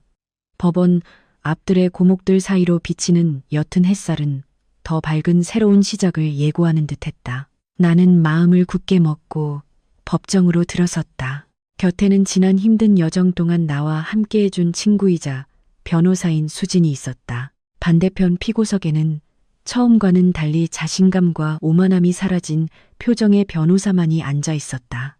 재원의 외도 해외 주택 구매를 위한 재산 도피, 그리고 공동재산을 가로채기 위해 만든 가짜 빚에 이르기까지. 우리가 수집한 결정적인 증거들은 수진에 의해 단호하고 설득력 있게 제시되었다. 엄격한 표정을 가졌지만 눈빛은 이해심이 가득한 중년 여성 재판장은 판결문을 낭독하기 시작했다. 법정은 숨 막힐 듯 고요했다. 나는 가슴이 두근거리는 것을 느끼며 한마디 한마디를 숨죽여 들었다. 제출된 증거와 법률 규정에 근거하여 재판부는 원고 진지혜 씨의 이혼 청구를 인용한다. 현재 존재하는 16억 원 상당의 공동 재산에 관하여 재판장은 잠시 멈추고 안경을 고쳐 쓴 후 명확한 목소리로 계속했다. 피고인인 김재원 씨가 일부 일처제 혼인 제도를 위반하는데 귀책 사유가 있으며 원고의 동의 없이 공동 재산을 빼돌려 해외에서 부동산을 매입한 행위가 인정된다. 따라서 법원은 재산 분할 비율을 7대 3으로 결정한다. 진지혜 씨는 70%를, 김재원 씨는 30%를 갖는다. 나는 수진의 손을 살짝 꽉 쥐었고 손바닥에 땀이 흥건했지만 재판장의 다음 말이 나를 터뜨리게 만들었다. 그러나 김재원 씨가 이미 공동 재산의 일부, 즉 총 재산 가치의 30%에 해당하는 금액을 임의로 사용하여 캐나다에서 주택을 매입하고 단독 소유 또는 타인과 공동 소유로 등록한 점을 고려하여 법원은 현재 동결된 16억 원 전액을 원고 진지혜 씨가 소유하도록 결정하며 이는 김재원 씨가 빼돌린 재산에 대한 상계로 본다. 또한 김재원 씨는 원고 진지혜 씨에게 정신적 손해배상금 5천만 원을 지급할 의무가 있다. 재판장의 망치 소리가 땅 하고 울렸고 5년간의 거짓과 고통으로 얼룩진 결혼 생활의 종말을 알렸다. 나는 의자에 멍하니 앉아 있었고 눈물이 자연스럽게 뺨을 따라 흘러내렸다. 그것은 나약함의 눈물이 아니라 해방의 눈물이었다. 나는 이겼다. 단지 재산면에서 이긴 것이 아니라 나 자신의 공정함과 명예를 되찾는 싸움에서 이긴 것이었다. 법원 문을 나섰을 때 나는 높고 넓은 하늘을 올려다보았다. 차가운 겨울바람이 머리카락을 스쳤지만 나는 낯설 정도로 따뜻함을 느꼈다. 나는 판결문을 손에 쥐고 깊은 숨을 들이마셔 폐를 가득 채웠다. 나는 자유다. 오늘부터 나는 재원의 아내가 아니며 그 배신적인 가족의 며느리도 아니다. 나는 지혜, 내 인생의 주인이다. 재원에 대한 소식은 더 이상 나를 괴롭히는 전화가 아니라 탐정 김 씨의 짧은 메시지와 대서양 건너편 교민 사회에 대한 국제시사 뉴스 기사를 통해 나에게 전해졌다. 재원이 속임수와 배신으로 힘들게 쌓아올린 캐나다 드림은 이제 거센 파도 앞에 모래성처럼 산산조각나 무너지고 있었다. 재원이 가담했던 금융사기 및 돈세탁 조직에 대해 캐나다 경찰이 공식적으로 수사에 착수했다. 그가 한국에서 가져간 돈은 합법적인 출처를 증명할 수 없었고 게다가 허가받지 않은 가상거래소에 투자되었기 때문에 결정적인 유죄 증거가 되었다. 재원의 은행 계좌는 완전히 동결되었다. 그가 유나와 공동으로 구매한 토론토 외곽의 집 역시 수사를 위해 봉인되었다. 재앙이 한꺼번에 닥쳤고 재원은 손쓸 틈이 없었다. 하지만 그에게 가장 큰 타격을 준 것은 법률이 아니라 그가 모든 것을 무릅쓰고 쫓아갔던 바로 그 사람의 배신이었다. 어린 내연녀 유나는 위험을 감지하자마자 금고에 남아있던 약간의 액세서리와 현금마저 챙겨서 재빨리 도주했다. 김 씨는 나에게 재원이 버스 정류장에 초췌하게 앉아있는 사진을 보냈다. 옷은 헝클어져 있고 수염은 덥수룩하게 자랐으며 그의 눈빛은 초점을 잃고 허공을 응시하고 있었다. 한때 풍채 좋고 자신감 넘치던 이삭검 씨의 모습은 온데간데 없었다. 이제 그는 돈도 집도 친척도 없는 노숙자일 뿐이었고 게다가 징역형과 추방 명령에 직면해 있었다. 나는 그 사진을 바라보며 등골이 오싹해지는 것을 느꼈다. 인과응보의 법칙은 아무도 놓치지 않는다. 단지 빠르거나 늦게 올 뿐이다. 재원은 자신이 뿌린 대로 거두고 있었다. 그는 나를 속였고 내가 빈손으로 쫓겨나도록 치밀하게 계산했지만 이제 그 자신이 애인에게 속아 문자 그대로 가장 적나라하고 비참한 방식으로 거리로 내쫓겼다. 나는 휴대폰을 끄고 마음속에 연민조차 없었다. 이 징벌은 잔혹했지만 그가 보여준 탐욕과 잔인함에 합당한 대가였다. 나는 찻집으로 돌아와 꽃꽂이 일에 집중했고 연꽃줄기 하나하나를 정성스럽게 다듬으며 속으로 되뇌었다. 과거는 편히 잠들게 하고 비열했던 사람들은 스스로 자신의 업보를 감당하게 하라. 늦은 저녁 내가 마감 준비를 위해 발을 정리하고 있을 때 가게 전화벨이 울렸다. 이 시간에 가게 전화로 오는 전화는 거의 없었고 보통 잘못 걸려왔거나 광고 전화였다. 나는 수화기를 들었고 빨리 대답하고 끊을 생각이었다. 하지만 수화기 너머에서 들려온 익숙한 목소리는 내 심장을 잠시 멈칫하게 만들었다. 지혜야, 지혜야, 나 좀 살려줘. 내가 잘못했어. 재원이었다. 그의 목소리는 갈라지고 떨렸으며 절망감으로 가득 차 있었다. 멀리서 들려오는 바람 소리와 요란한 자동차 경적 소리가 섞여 있었다. 나는 굳어선 채 수화기를 꽉 잡고 한때 내 남편이었던 그 남자의 거친 숨소리를 조용히 듣고 있었다. 지혜야, 나 속았어. 유나가 날 버리고 갔어. 돈 다 가지고 튀었어. 나 지금 경찰한테 쫓기고 있어. 갈 데가 없어. 제발 부탁이야. 변호사 선임하고 보석금 낼 돈 좀 보내주면 안 될까? 맹세컨대 난 아직도 널 사랑해. 내가 그 여자한테 홀려서 그랬던 거야. 이번 한 번만 나를 구해줘. 나 한국으로 돌아갈게. 너랑 처음부터 다시 시작할게. 비참한 애원이 폭포수처럼 쏟아져 나왔지만 내 귀에는 무의미하고 우스꽝스럽게 들렸다. 그는 내가 옛날의 멍청한 지혜라고 생각하는 걸까? 몇 마디 달콤한 말과 맹세만으로 내 마음을 돌릴 수 있다고 생각하는 걸까?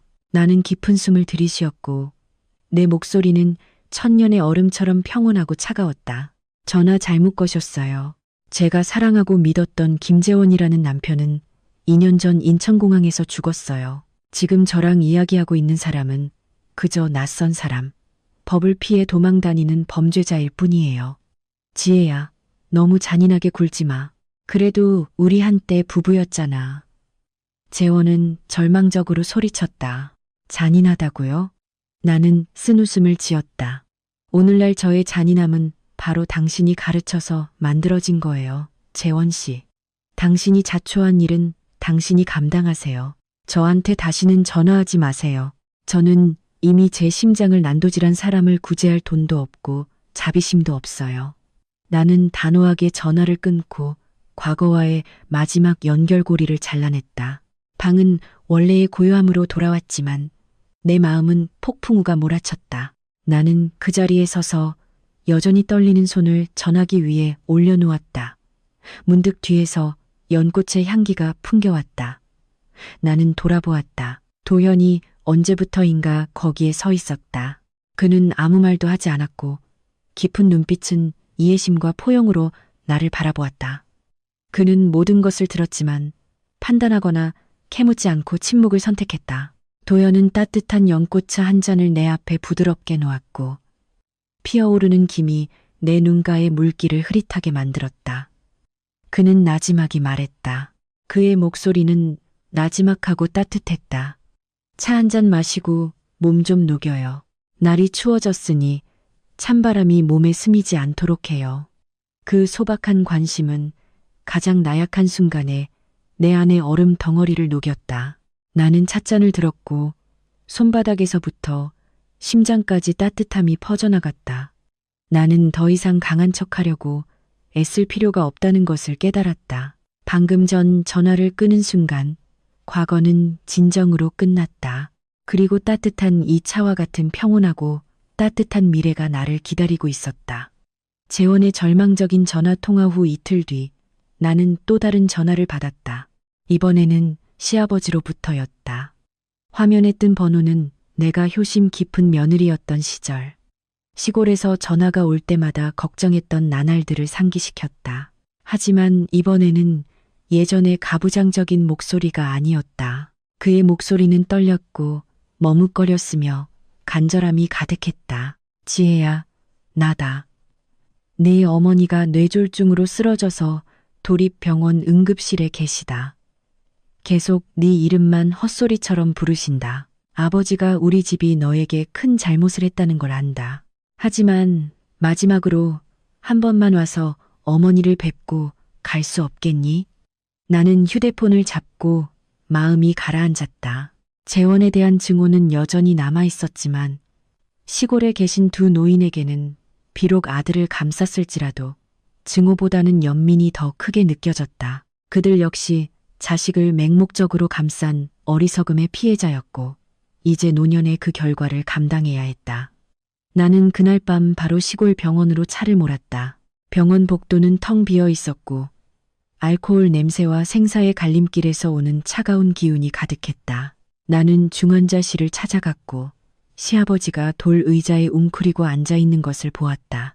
그의 모습은 내가 마지막으로 뵈었을 때보다 훨씬 더 수척해져 있었다. 나를 보자 그는 당황하며 일어섰고 충혈된 눈은 눈물로 가득했다. 그는 뭔가 말하려다가 그만두고 고개만 숙여 나에게 안으로 들어가라고 손짓했다.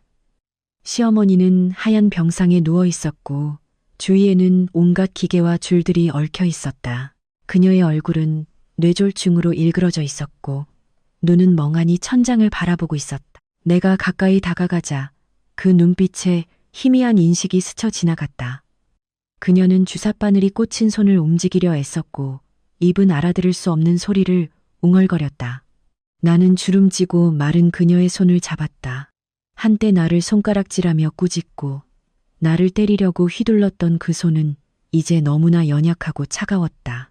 그녀의 주름진 눈가에서 눈물이 흘러나와 베개를 적셨다. 그녀는 입술을 움직였고 내가 귀를 가까이 대야만 겨우 들을 수 있는 떨리는 목소리로 속삭였다. 지혜야, 내가 잘못했다. 용서해다오. 쓰라린 감정이 내 가슴에 밀려왔다. 이 사과가 만약 더 일찍 왔다면, 만약 그녀가 자신의 아들을 더 바르게 가르쳤다면, 오늘날의 비극은 일어나지 않았을지도 모른다. 하지만 인생에는 만약이라는 것은 없다. 나는 그녀의 손을 살짝 쥐고 속삭였다. 어머님, 쉬세요. 아무 생각도 하지 마세요. 지난 일은 다 지났어요. 저는 마음에 담아두지 않아요. 나는 용서했다. 그들이 용서받을 자격이 있어서가 아니라 내 영혼을 해방시키고 싶었기 때문이다. 미움을 마음에 품고 사는 것은 마치 자신이 독약을 마시고 남이 죽기를 바라는 것과 같다. 나는 내 삶을 계속 살아가기 위해 마음이 평온해지기를 원했다. 떠나기 전 나는 수납 창고에 들러 모든 병원비를 지불하고 시부모님이 당분간 약값을 충당할 수 있도록 충분한 돈을 남겨두었다. 시아버지는 지불 영수증 뭉치를 들고 손을 떨었고 어린아이처럼 흐느껴 울었다. 그는 내 눈을 똑바로 쳐다보지 못하고 작은 목소리로 감사를 표했다. 나는 그를 바라보며 낯설 정도로 평온한 마음을 느꼈다. 이것이 내가 이 가족과의 도리를 다하는 마지막이었다. 끊어진 인연에 대한 완전하고 인간적인 마침표였다.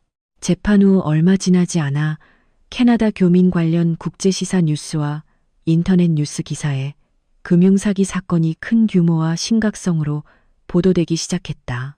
이 사건은 한국의 여론으로부터 특별한 관심을 받았다. 캐나다 경찰에게 압송되는 용의자들의 모습이 널리 보도되었고 얼굴 일부가 모자이크 처리되었음에도 불구하고 나는 주황색 죄수복을 입은 재원의 익숙한 모습을 쉽게 알아볼 수 있었다. 기사는 재판 과정을 상세히 보도했다. 재원은 가상거래소를 통한 돈 세탁 및 사기 혐의로 기소되었다. 적극적인 공범 역할과 큰 규모의 불법 거래 금액 때문에 그는 5년 징역형을 선고받았다. 형기를 마친 후 그는 영구적으로 캐나다에서 추방되고 재입국이 금지될 예정이었다. 나는 휴대폰 화면의 글자 한 줄 한 줄을 읽으며 마치 5년간 함께 살았던 남자가 아니라 낯선 사람의 인생에 대해 읽는 듯한 기분을 느꼈다. 더 이상 통쾌함도 원한도 없었다. 그저 공허함과 한 인생에 대한 안타까움만이 남았다. 재원은 한때 모든 것을 가졌다. 좋은 직장, 화목한 가정, 헌신적인 아내. 하지만 끝없는 탐욕과 덧없는 꿈에 대한 환상 때문에 그는 스스로 모든 것을 부숴버렸고 이제 타지에서 감옥의 쇠창살 뒤에서 젊은 시절을 대가로 치르고 있었다. 내 휴대폰은 계속해서 울리기 시작했다. 옛 친구들, 내가 이혼했을 때 나를 비웃었던 먼 친척들, 나를 버림받은 여자라고 비아냥거렸던 그들이 이제 쉴 새 없이 문자하고 전화를 걸었다. 어떤 이는 내가 일찍 빚에서 벗어난 것을 축하했고 어떤 이는 내가 사람 보는 눈이 있어 적절한 시기에 물러났다고 칭찬했다. 심지어 어떤 이들은 재산을 되찾은 비결이 무엇인지 뻔뻔하게 물어보기도 했다. 지혜야, 네가 일찍 헤어진 게 천만다행이야. 아니었으면 지금쯤 죄인의 아내라는 오명을 썼을 거야. 역시 하늘은 눈이 있어. 악인은 벌을 받는 법이지. 너 이제 편안하고 좋겠다. 싱글로 행복하고 게다가 돈도 많잖아. 나는 그 메시지들을 대충 훑어보며 씁쓸하게 웃었다. 사람들의 마음은 참 간사하다. 당신이 넘어졌을 때는 기꺼이 당신을 밟고 진흙 속에 더 깊이 처박지만 당신이 일어나 빛날 때는 가장 친한 친구인 척하며 당신을 환호한다. 나는 아무에게도 답장하지 않고 조용히 휴대폰 전원을 껐다. 나는 연꽃차를 우려 발코니에 앉아 밤의 도시를 내려다보았다. 노란 가로등 불빛이 나무 그림자를 비추며 명암을 만들어냈다.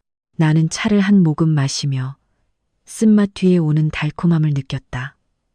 재원에 대한 이야기, 깨진 결혼, 그리고 모든 소란스러운 세상의 이야기, 모든 것이 여기서 진정으로 끝났다.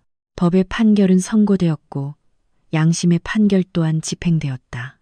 늦가을 서울에는 예고 없이 길고 우울한 소나기가 내리곤 했다. 오늘 오후 안녕하니 찻집 겸 도예공방은 손님이 뜸했고 이끼 낀 기와 지붕 위로 떨어지는 빗소리는 잔잔하고 우울한 배경음악을 만들었다. 내가 도자기 선반을 정리하고 있을 때 도연이 들어섰다.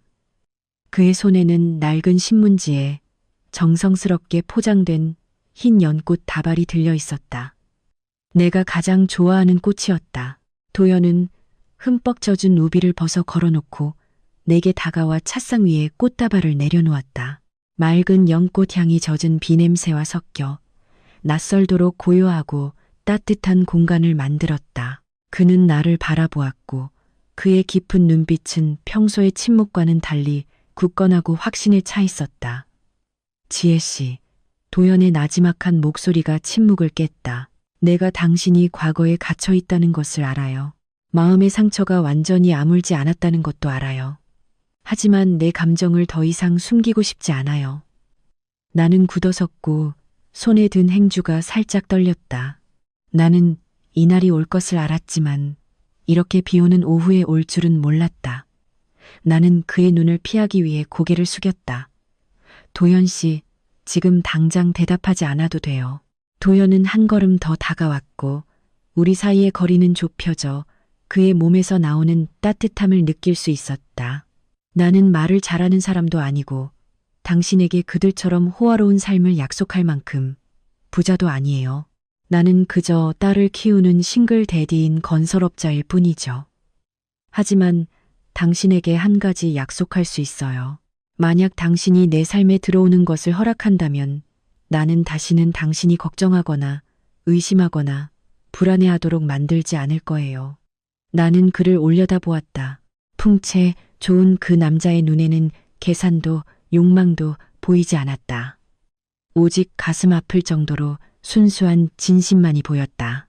그는 겉은 거칠고 투박하지만 속은 따뜻한 생명력으로 가득 차서 기댈 사람에게 기꺼이 그늘을 내어주는 고목 같았다. 저는 두려워요. 나는 작은 목소리로 고백했다. 제가 또다시 사람을 잘못 믿을까봐 두려워요.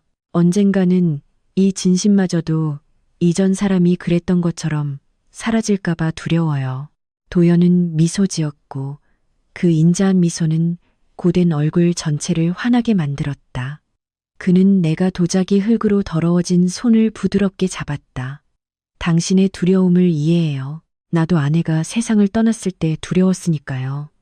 내가 다시는 누구도 사랑할 수 없을까봐, 내 딸이 힘들까봐 두려웠죠. 하지만 당신을 만나고 나는 당신을 돌보고 싶다는 것을 깨달았어요. 당신과 함께 늙어가고 싶어요. 나는 당신을 평생 기다릴 수 있어요. 지혜 씨, 1년이든 5년이든 10년이든 상관없이 나는 당신이 마음을 열 준비가 될 때까지 여기서 기다릴 거예요. 화려한 말이나 촛불, 장미꽃이 없는 고백이었지만 그 어떤 맹세보다 내 마음을 강하게 울렸다. 밖에는 여전히 비가 내리고 있었지만 내 마음 속에는 따뜻한 햇살이 스며들어 가장 차가웠던 구석구석을 데워주는 것 같았다. 그 비 오는 오후 이후 나와 도연의 관계는 새로운 장으로 넘어갔다. 조용했지만 호흡처럼 자연스러웠다. 나는 아직 공식적으로 사랑을 받아들이지 않았지만 신중하게 그와 내가 서로를 알아가고 서로의 삶에 들어설 기회를 허락했다. 나는 도연을 더 주의 깊게 관찰하기 시작했다. 맹목적인 사랑에 빠진 눈이 아니라 이미 파경을 겪은 여성의 냉철한 시각으로.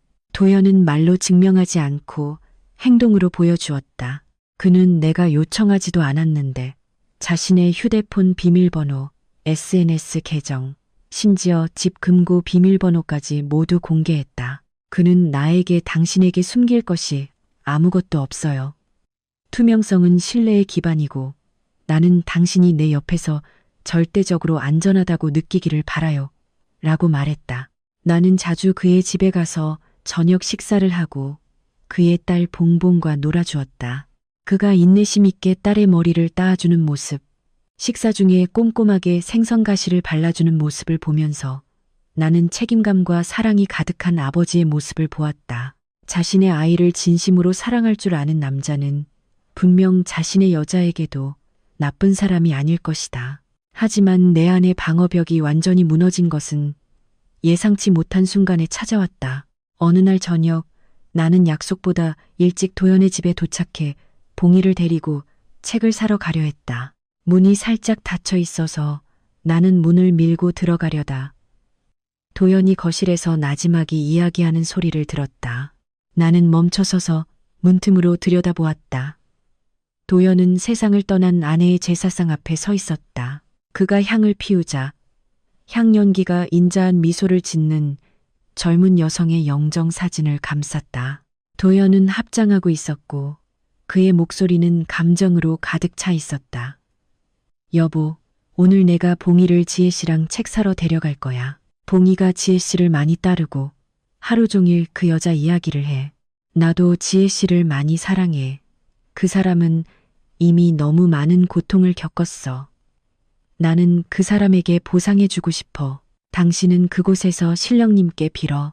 우리 부녀와 그녀 모두에게 축복을 빌어줘. 내가 당신에게 약속했던 것처럼 내가 그녀를 정말 잘 보살펴 줄게. 나는 문 밖에서 꼼짝 않고 서서 참을 수 없이 눈물을 흘렸다. 그는 나를 사랑했을 뿐만 아니라 과거를 존중했고 세상을 떠난 아내를 존중했다. 이토록 정이 많고 의리가 깊은 남자, 이미 세상을 떠난 사람에게도 약속을 지키는 남자에게 내가 살아있는 그가 나에게 보여주는 진심을 의심할 이유가 있을까? 그 순간 나는 내가 맞는 사람을 찾았다는 것을 깨달았다. 도연은 세상에서 가장 완벽한 남자는 아닐지 몰라도 내 영혼의 틈을 메워줄 가장 완벽한 조각이었다. 나는 눈물을 닦고 문을 밀고 들어섰다. 내 마음은 신뢰와 평온함으로 가득 차 있었다. 나와 도연의 관계는 그렇게 세월이 흐르면서 커져갔다.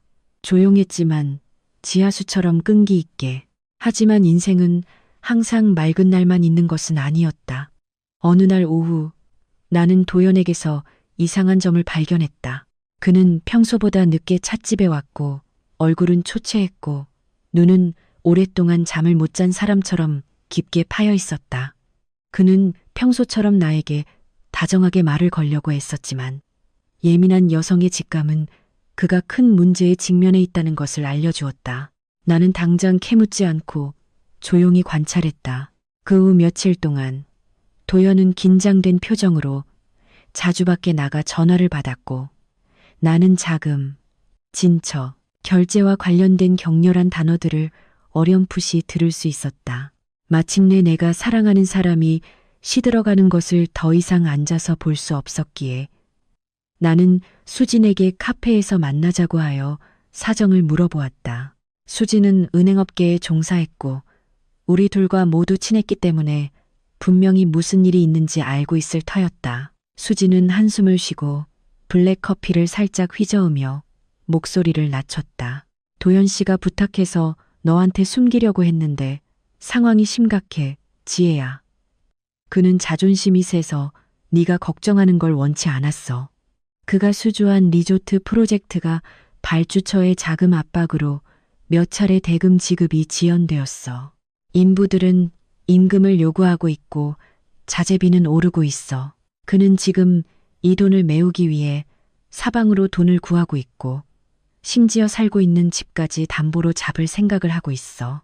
수진의 말을 듣자 내 마음이 철렁 내려앉았다. 나는 도연이 자존심이 매우 강한 사람이라는 것을 알았다. 그는 만약 이 사실을 말하면 내가 돈 때문에 그를 만난다고 생각할까봐 혹은 나를 불쌍히 여길까봐 두려워했다. 하지만 그는 우리가 풋풋하게 연애하는 어린 연인이 아니라는 것을 잊고 있었다. 그날 저녁 나는 도연을 위해 푸짐한 저녁 식사를 준비해 놓고 기다렸다. 그가 자리에 앉자마자 나는 테이블 위에 서류철 하나를 올려놓았다. 그것은 오늘 오후에 내가 수진에게 급히 초안을 부탁한 투자 협력 계약서였다. 권리와 의무에 대한 투명하고 공정한 조항들이 담겨 있었다. 저 프로젝트 일 알아요. 나는 그의 눈을 똑바로 바라보며 말했다. 저는 당신에게 돈을 주는 것도 아니고 동정심으로 빌려주는 것도 아니에요. 이건 투자 계약이에요. 저는 여유 자금이 있고 당신의 능력과 신뢰를 믿기 때문에 이 프로젝트의 주주로서 투자하고 싶어요. 수익은 비율대로 나누고 위험은 함께 감수해요. 도연은 서류철을 멍하니 바라보다가 나를 보았고 그의 눈은 충혈되어 있었다. 그는 입술을 실룩거리며 거절하려 했지만 나는 그의 손 위에 내 손을 올려놓고 단호하게 말했다. 도연 씨, 사랑한다는 건 함께 짐을 나누는 거예요. 만약 저를 가족이라고 생각한다면 저를 당신과 함께 이 폭풍을 헤쳐나가게 해주세요. 남자의 자존심 때문에 우리 둘 다 힘들게 하지 마세요. 나의 진심과 현명한 행동은 그의 자존심을 꺾었다. 도연은 계약서에 서명했고 그의 떨리는 손이 내 손을 꽉 잡았다. 우리는 단순한 연인이 아니라 전장에서 서로를 믿는 동반자가 되었다. 시간은 흘러갔고 재원이 타지에서 징역형을 선고받은 지 2년이 흘렀다. 나와 도연의 삶은 안정적인 궤도에 들어섰다. 안녕, 안닝. 찻집 겸 도예 공방은 점점 더 많은 손님으로 붐볐고 많은 사람들에게 평온한 안식처가 되었다. 나는 재원이라는 이름이 영원히 과거 속으로 사라졌다고 생각했다. 그러다 늦은 오후 바람이 많이 불던 날 한 남자가 찻집 문 앞에 나타났다.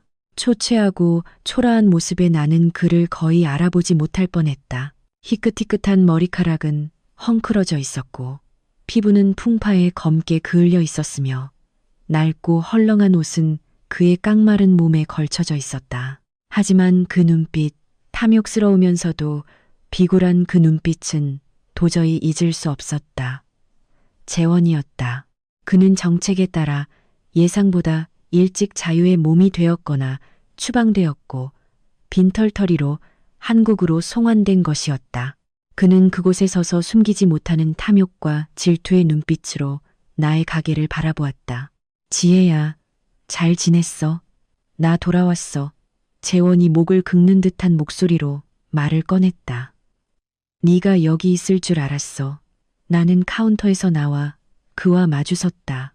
허리는 곧게 펴고 머리는 높이 들었다. 예전의 두려움이나 고통은 없었다. 나는 그를 길을 잃은 낯선 손님처럼 바라보았다. 도연은 마당에서 나무에 물을 주고 있다가 움직임을 감지하고 물호스를 내려놓고 재빨리 내 옆에 서서 나를 가로막았다. 그의 든든한 어깨는 단단한 보호벽을 만들었다. 여기 왜 왔어요? 나는 차가운 목소리로 물었다. 나 너무 배고파, 지혜야. 나 방금 돌아왔는데 집도 없고, 시골에 계신 부모님도 늙고 병드셔서 날 돌볼 수 없어. 너, 나한테 돈 좀 빌려줄 수 없을까? 아니면 가게 경비원이라도 시켜줘. 우리 그래도 한때 부부였잖아. 재원은 애원하는 목소리를 내기 시작했고, 당장이라도 무릎을 꿇을 듯 했다. 나는 눈앞에 비참한 남자를 바라보았고, 마음속에는 연민조차 잃지 않았다. 이 사람이 한때 나를 촌스럽다고 비웃고, 타국에서 인생을 바꾸겠다는 헛된 꿈을 꾸었던 그 사람이란 말인가? 재원 씨, 나는 느리고 또렷한 목소리로 한마디 한마디 말했다. 우리 사이에 더 이상 아무런 정칭도 남아있지 않아요. 당신이 배고프다면 나가서 육체 노동이라도 하세요. 당신 두 팔은 멀쩡하잖아요. 제 가게는 사기 전과가 있는 사람은 받지 않아요. 당장 가세요. 제가 동네 경찰 부르게 하지 말고요. 재원은 굳어섰다.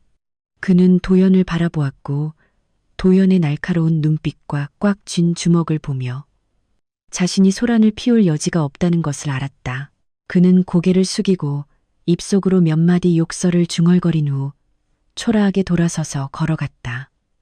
그의 비틀거리는 외로운 뒷모습은 노란 가로등 불빛 속으로 사라졌다.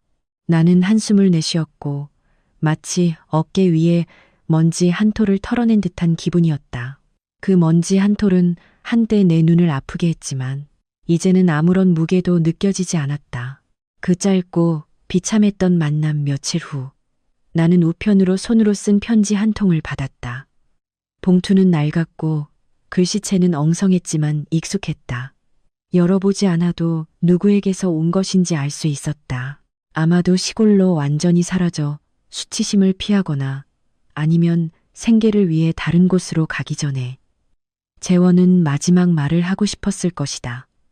나는 잠시 망설이다가 열어 읽기로 결정했다. 그가 저지른 모든 일 후에 그가 자신을 변명할 다른 말이 남아있는지 알고 싶었다. 지혜야, 네가 이 편지를 읽을 때쯤이면 나는 이미 멀리 떠났을 거야.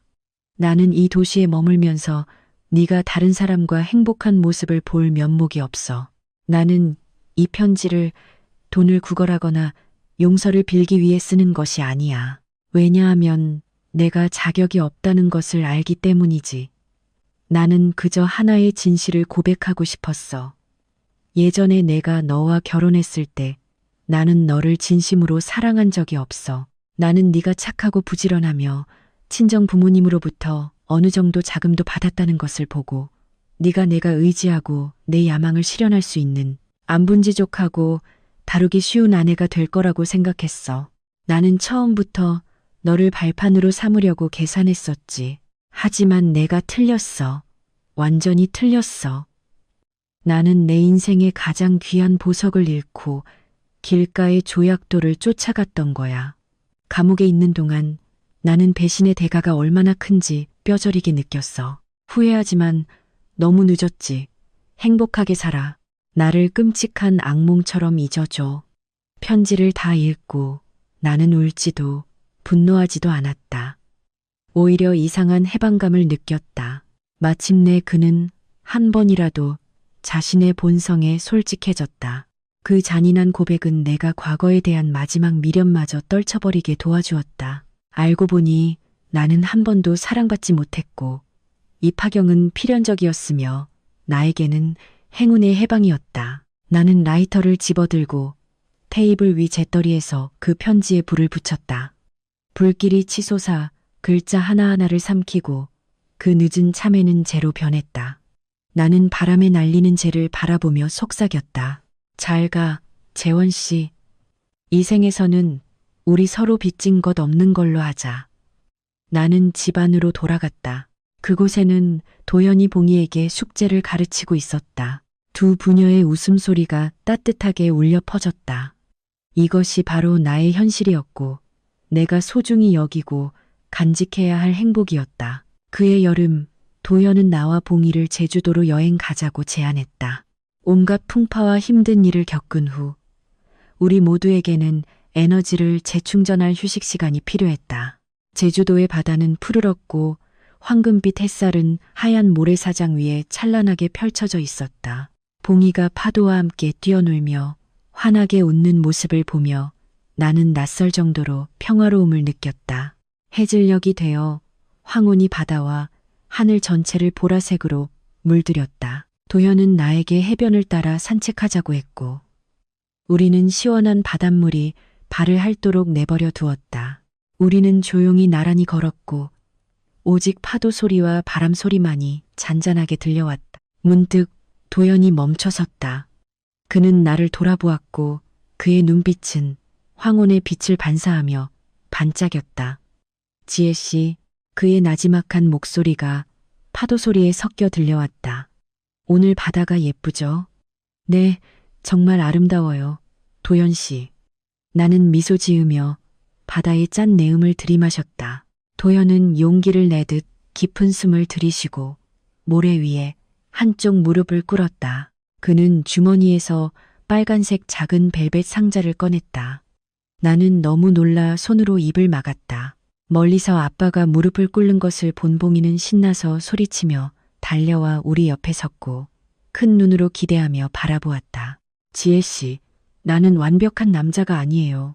나에게는 과거가 있고 짊어져야 할 짐이 있고 때로는 무뚝뚝하기도 하죠. 나는 당신에게 폭풍 우 없는 삶을 약속할 수 없어요. 왜냐하면 인생은 원래 무상하니까요. 하지만 나는 당신에게 한 가지 약속할 수 있어요. 아무리 큰 폭풍우가 몰아쳐도 나는 항상 당신 앞에 서서 당신을 가로막을 거예요. 나는 당신의 손을 꽉 잡고 절대로 놓지 않을 거예요. 그는 상자를 열었고 안에는 심플하지만 세련된 백금 반지가 들어 있었다. 나와 결혼해 줄래요? 내 딸의 엄마가 되어주고 나와 함께 남은 인생의 길을 함께 걸어줄래요? 나의 눈물이 터져 나왔고 뜨겁게 뺨을 따라 흘러내렸다. 그것은 몇 년 전 공항에서의 이별의 괴로운 눈물이 아니라 벅찬 행복의 눈물이었다. 나는 도연을 바라보았고 초조하게 나를 바라보는 봉이를 보았다. 그리고 힘껏 고개를 끄덕였다. 네, 결혼할게요, 도연 씨. 도연은 떨리는 손으로 나의 약지에 반지를 끼워주었고 일어서서 나를 품에 꼭 안았다. 봉이도 우리 두 사람의 다리를 꼭 끌어안고 맑게 웃었다. 우리 세 사람은 넓은 바다 앞에서 서로를 안았고 단단한 하나의 덩어리가 되었다. 바닷바람이 거세게 불었지만 그의 품속에서 나는 집에 있는 것처럼 따뜻함을 느꼈다. 나와 도연의 결혼식은 늦가을 햇살이 꿀처럼 거리 전체에 쏟아지던 날 열렸다. 화려한 웨딩카도 호화로운 5성급 호텔에서의 연회도 없었다. 우리는 사랑이 피어나고 성숙해진 바로 그 장소, 안녕한닝. 찻집 겸 도예 공방의 정원에서 작고 따뜻한 예식을 올리기로 했다. 하객은 양가 부모님, 봉이, 그리고 수진, 김 씨와 같은 가장 친한 친구들 몇 명뿐이었다. 나는 심플한 크림색 실크 한복 드레스를 입고 머리를 낮게 묶은 채 흰 연꽃 한 송이를 꽂았으며 도연이 이른 아침 직접 꺾어온 들꽃 부케를 들었다. 도연은 딱딱한 검은색 정장 대신 베이지색 셔츠와 바지를 선택했다. 그는 낯설 정도로 젊고 인자해 보였다. 그러는 검은색 정장 대신고 이런 다라뇨 고rum베 아버지가 내 손을 잡고 도연에게 건네주었을 때 아버지의 손은 떨렸고 눈은 충혈되어 있었다. 그는 도연의 귀에 가까이 대고 목이 메인 목소리로 말했다. 나는 내 인생의 가장 귀한 보석을 너에게 건네준다. 약속해다오. 다시는 이 아이가 울게 하지 않겠다고. 도연은 내 손을 꽉 잡았고 그의 눈빛은 아버지에 대한 존경과 헌신으로 가득 차 있었다. 아버지, 걱정하지 마세요. 저에게 지혜 씨는 제 모든 삶입니다. 제 목숨을 다해 그녀를 지켜줄 것을 맹세합니다. 반지를 교환하는 순간 공간은 벅찬 감동으로 가득 찼다. 나는 어머니가 몰래 눈물을 닦는 것을 보았고 수진이 만족스러운 미소를 짓는 것을 보았으며 시어머니 옆에 서 있던 봉이가 활짝 웃는 것을 보았다. 봉이는 오늘 분홍색 공주 드레스를 입고 있었고 작은 천사처럼 예뻤다. 사회자가 우리가 공식적으로 부부가 되었음을 선언했을 때 봉이가 갑자기 무대로 달려나와 우리 둘 사이에 끼어들었다. 그 아이는 큰 눈을 들어 나를 올려다보며 조용한 공간에 맑은 목소리로 물었다. 지혜 이모. 아니, 이제 엄마 지혜라고 불러야지. 지혜 엄마. 아빠 도연을 사랑하는 만큼 봉이도 사랑해 줄 거예요? 하객들은 즐거움에 터져 나왔고 박수 소리가 요란하게 울렸다. 나는 몸을 숙여 아이를 품에 꼭 안았고 행복의 눈물이 흘러내렸다. 나는 아이의 이마에 입 맞추며 속삭였다. 엄마는 이 세상에서 봉이를 가장 사랑해. 아빠 도연보다도 더. 도연은 크게 웃으며 우리 모녀 둘을 자신의 품에 안았다. 그의 든든한 품속에서 아이의 맑은 웃음소리 옆에서 나는 절대적인 평온함을 느꼈다. 이것은 세상에 과시하기 위한 사치스러운 결혼식이 아니었다. 그것은 폭풍이 문 뒤에서 멈추는 보금자리에 대한 헌신과 결속의 선언이었다. 나는 나뭇잎 사이로 보이는 푸른 하늘을 올려다보며 지나간 모든 풍파에 감사했다. 그것이 있었기에 나는 오늘날의 소박한 행복을 더욱 소중히 여기고 간직할 줄 알게 되었다. 결혼 후 1년이 지나 우리 작은 가족의 기쁨은 내가 임신 소식을 알게 되면서 2배가 되었다. 2줄의 빨간 줄이 선명하게 나타난 임신 테스트기를 손에 쥔 날. 도연은 기쁨의 소리를 지르며 나를 안고 거실에서 빙빙 돌려 나를 웃기면서도 어지럽게 만들었다. 우리는 아기의 태명을 도예를 상징하는 공방건방이라고 짓기로 결정했다. 우리의 사랑이 시작된 곳을 기념하고 불에 구워져 더욱 단단해지는 소박하지만 끈기 있는 의미를 담아서였다. 임신 기간 동안 나는 찻집에서 힘든 일은 줄이고 신뢰할 수 있는 직원에게 관리를 맡겼다. 그러나 나는 완전히 은둔하지는 않았다. 안녕, 안닝. 찻집은 이제 차를 마시는 곳뿐만 아니라 나처럼 파경을 겪은 여성들이 마음의 평온을 찾고 속마음을 털어놓는 익숙한 장소가 되었다. 주말 오후에는 나는 종종 도예나 꽃꽂이에 대한 작은 워크숍을 열었다. 이곳에서 인생의 이야기들, 사람들의 이야기들이 가장 진심으로 공유되었다. 나는 예전에 나 자신과 똑같은 여성들을 만났다. 나약하고 순종적이며 독이 든 결혼 생활이라는 안전지대에서 벗어나는 것을 두려워하는 여성들. 나는 눈이 퉁퉁 붓고 팔에 멍이 든 젊은 여성, 민지민니를 잊을 수 없다. 그녀는 울면서 폭력적인 남편과 이혼하면 혼자 아이를 키울 수 없을 것이라는 두려움에 대해 이야기했다. 나는 그녀 옆에 앉아 민지의 손을 잡고 조용히 나의 이야기를 들려주었다. 봐요. 나는 선반 위에 찌그러졌지만 독특한 도자기들을 가리켰다. 흙이 귀한 도자기가 되려면 천도의 불에 구워져야 해요. 우리 여자들도 마찬가지예요. 넘어지는 것은 무섭지 않아요. 무서운 것은 그 자리에 누워 다른 사람이 우리를 짓밟도록 내버려 두는 거예요. 당신에게는 2 손과 지성이 있는데 왜 당신을 소중히 여기지 않는 사람에게 의존해야 하나요? 나는 그들에게 당장 이혼하라고 조언하지도 공허한 이론으로 그들을 가르치려 하지도 않았다. 나는 그저 그들에게 행복은 선택이며 독립은 자신을 보호하는 최고의 갑옷이라는 것을 보여주었다. 민지의 눈에서 서서히 믿음이 회복되는 것을 보며 나는 새로운 사명을 찾았다는 것을 깨달았다. 나는 거창한 자선, 재단을 설립하지 않았다. 나는 그저 나의 고통스러운 경험을 사용하여 나와 같은 처지의 사람들에게 작은 희망의 촛불을 켜주고 싶었다. 그리고 때로는 촛불 하나만으로도 방 전체의 어둠을 몰아낼 수 있다. 우리 아들 공방이는 건강하고 귀엽고 아빠를 똑 닮은 모습으로 세상에 나왔다. 나의 삶은 분유, 아이의 울음과 웃음소리, 그리고 남편 도연과 딸 봉이의 사랑과 애정으로 가득 찼다. 모든 것이 평화롭게 흘러가는 듯했다. 그러다 무더운 여름 오후, 내가 슈퍼마켓에서 아이 용품을 사러 간 도연을 차 안에서 기다리고 있을 때였다. 차창 밖으로 서울의 40도 폭염 아래 사람들이 분주히 오가고 있었다. 내 시선은 우연히 낡은 오토바이에 크고 무거운 상자들을 가득 싣고 인도 위로 힘겹게 끌고 올라오는 한 중년 남성에게 멈췄다. 그는 색이 바랜 배달원 옷을 입고 있었고 등은 땀으로 흠뻑 젖었으며 그의 얼굴에는 고생과 걱정의 주름이 깊게 패어 있었다. 그는 마스크를 벗고 가지고 온 플라스틱 병에 물을 급히 한 모금 마셨다. 그 순간 나는 굳어섰다.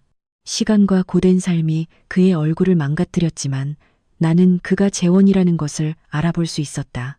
한때 프로젝트 이사였고 고급차를 몰고 비싼 정장을 입었던 그 남자가 이제 불타는 여름 한낮에 가장 힘든 육체노동으로 생계를 꾸리고 있었다. 재원은 물을 마신 후 다시 휴대폰으로 주문 내역을 급히 확인했다. 한때 서류에 서명하는 일만 했던 그의 손은 이제 굳은 살이 박히고 투박했다.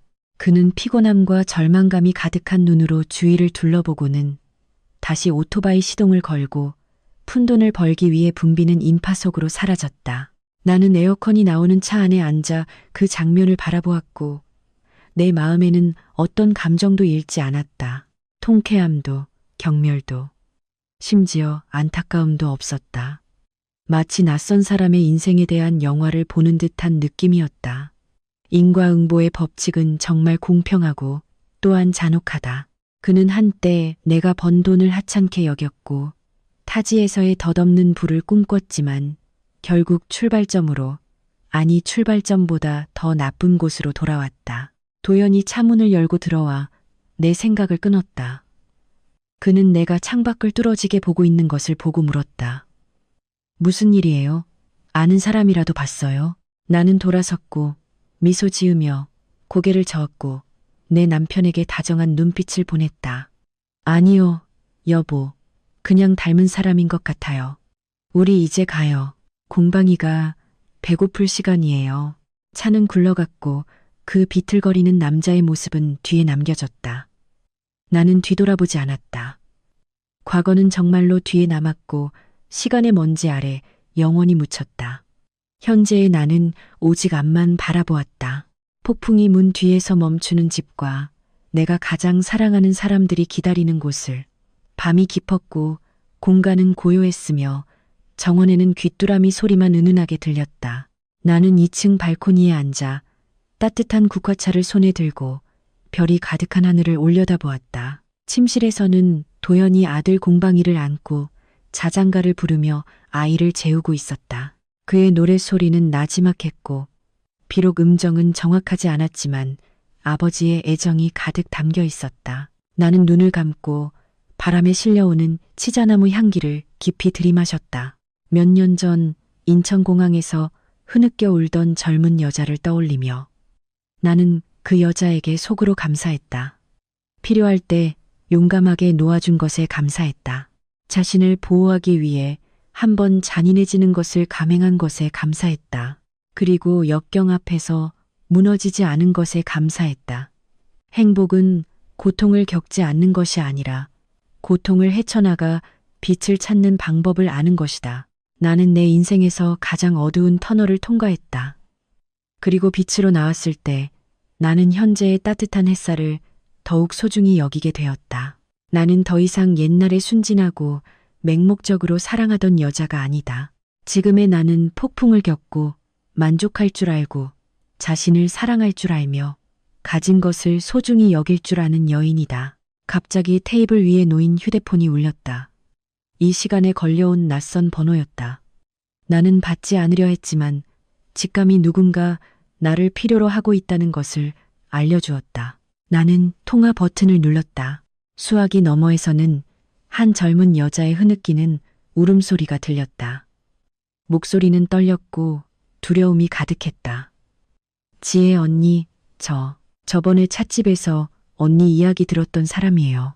언니, 저 좀 도와주세요. 제 남편이 방금 다른 여자가 있다는 걸 고백했어요. 저 어떻게 해야 할지 모르겠어요. 죽고 싶어요. 나는 조용히 들었고 공감으로 가슴이 아팠다. 나는 닫힌 침실 문을 바라보았다. 그곳에는 내 남편과 아이가 깊이 잠들어 있었고, 그리고 별이 가득한 하늘을 올려다보았다. 나는 나의 여정이 여기서 멈추지 않는다는 것을 알았다. 나의 평온함은 나만의 향유가 아니라 다른 산산조각 난 영혼들을 공유하고 지탱하는 것이었다. 나는 살짝 미소 지었고 내 목소리는 밤하늘에 평온하고 굳건하게 울려 퍼졌다. 진정해요, 동생. 어리석은 죽음 같은 말은 하지 말아요. 당신에게는 아이가 있고 부모님이 있고 그리고 가장 중요한 것은 당신 자신이 있어요. 심호흡하세요. 내일 아침 찻집에서 나를 만나요. 내가 당신에게 가장 맛있는 차를 타줄게요. 그리고 우리는 함께 해결책을 찾을 거예요. 나를 믿어요. 비 온 뒤의 하늘은 항상 맑아요. 당신이 올려다볼 용기만 있다면요. 나는 전화를 끊었고 마음은 자족감과 의미로 가득 찼다. 인생은 인연의 순환이었고 나는 과거의 나와 같이 마음속의 폭풍 속에서 길을 잃은 사람들에게 길잡이, 언니, 친구가 될 준비가 되어 있었다. 들어주셔서 감사합니다. 다음 이야기에서 다시 만나요.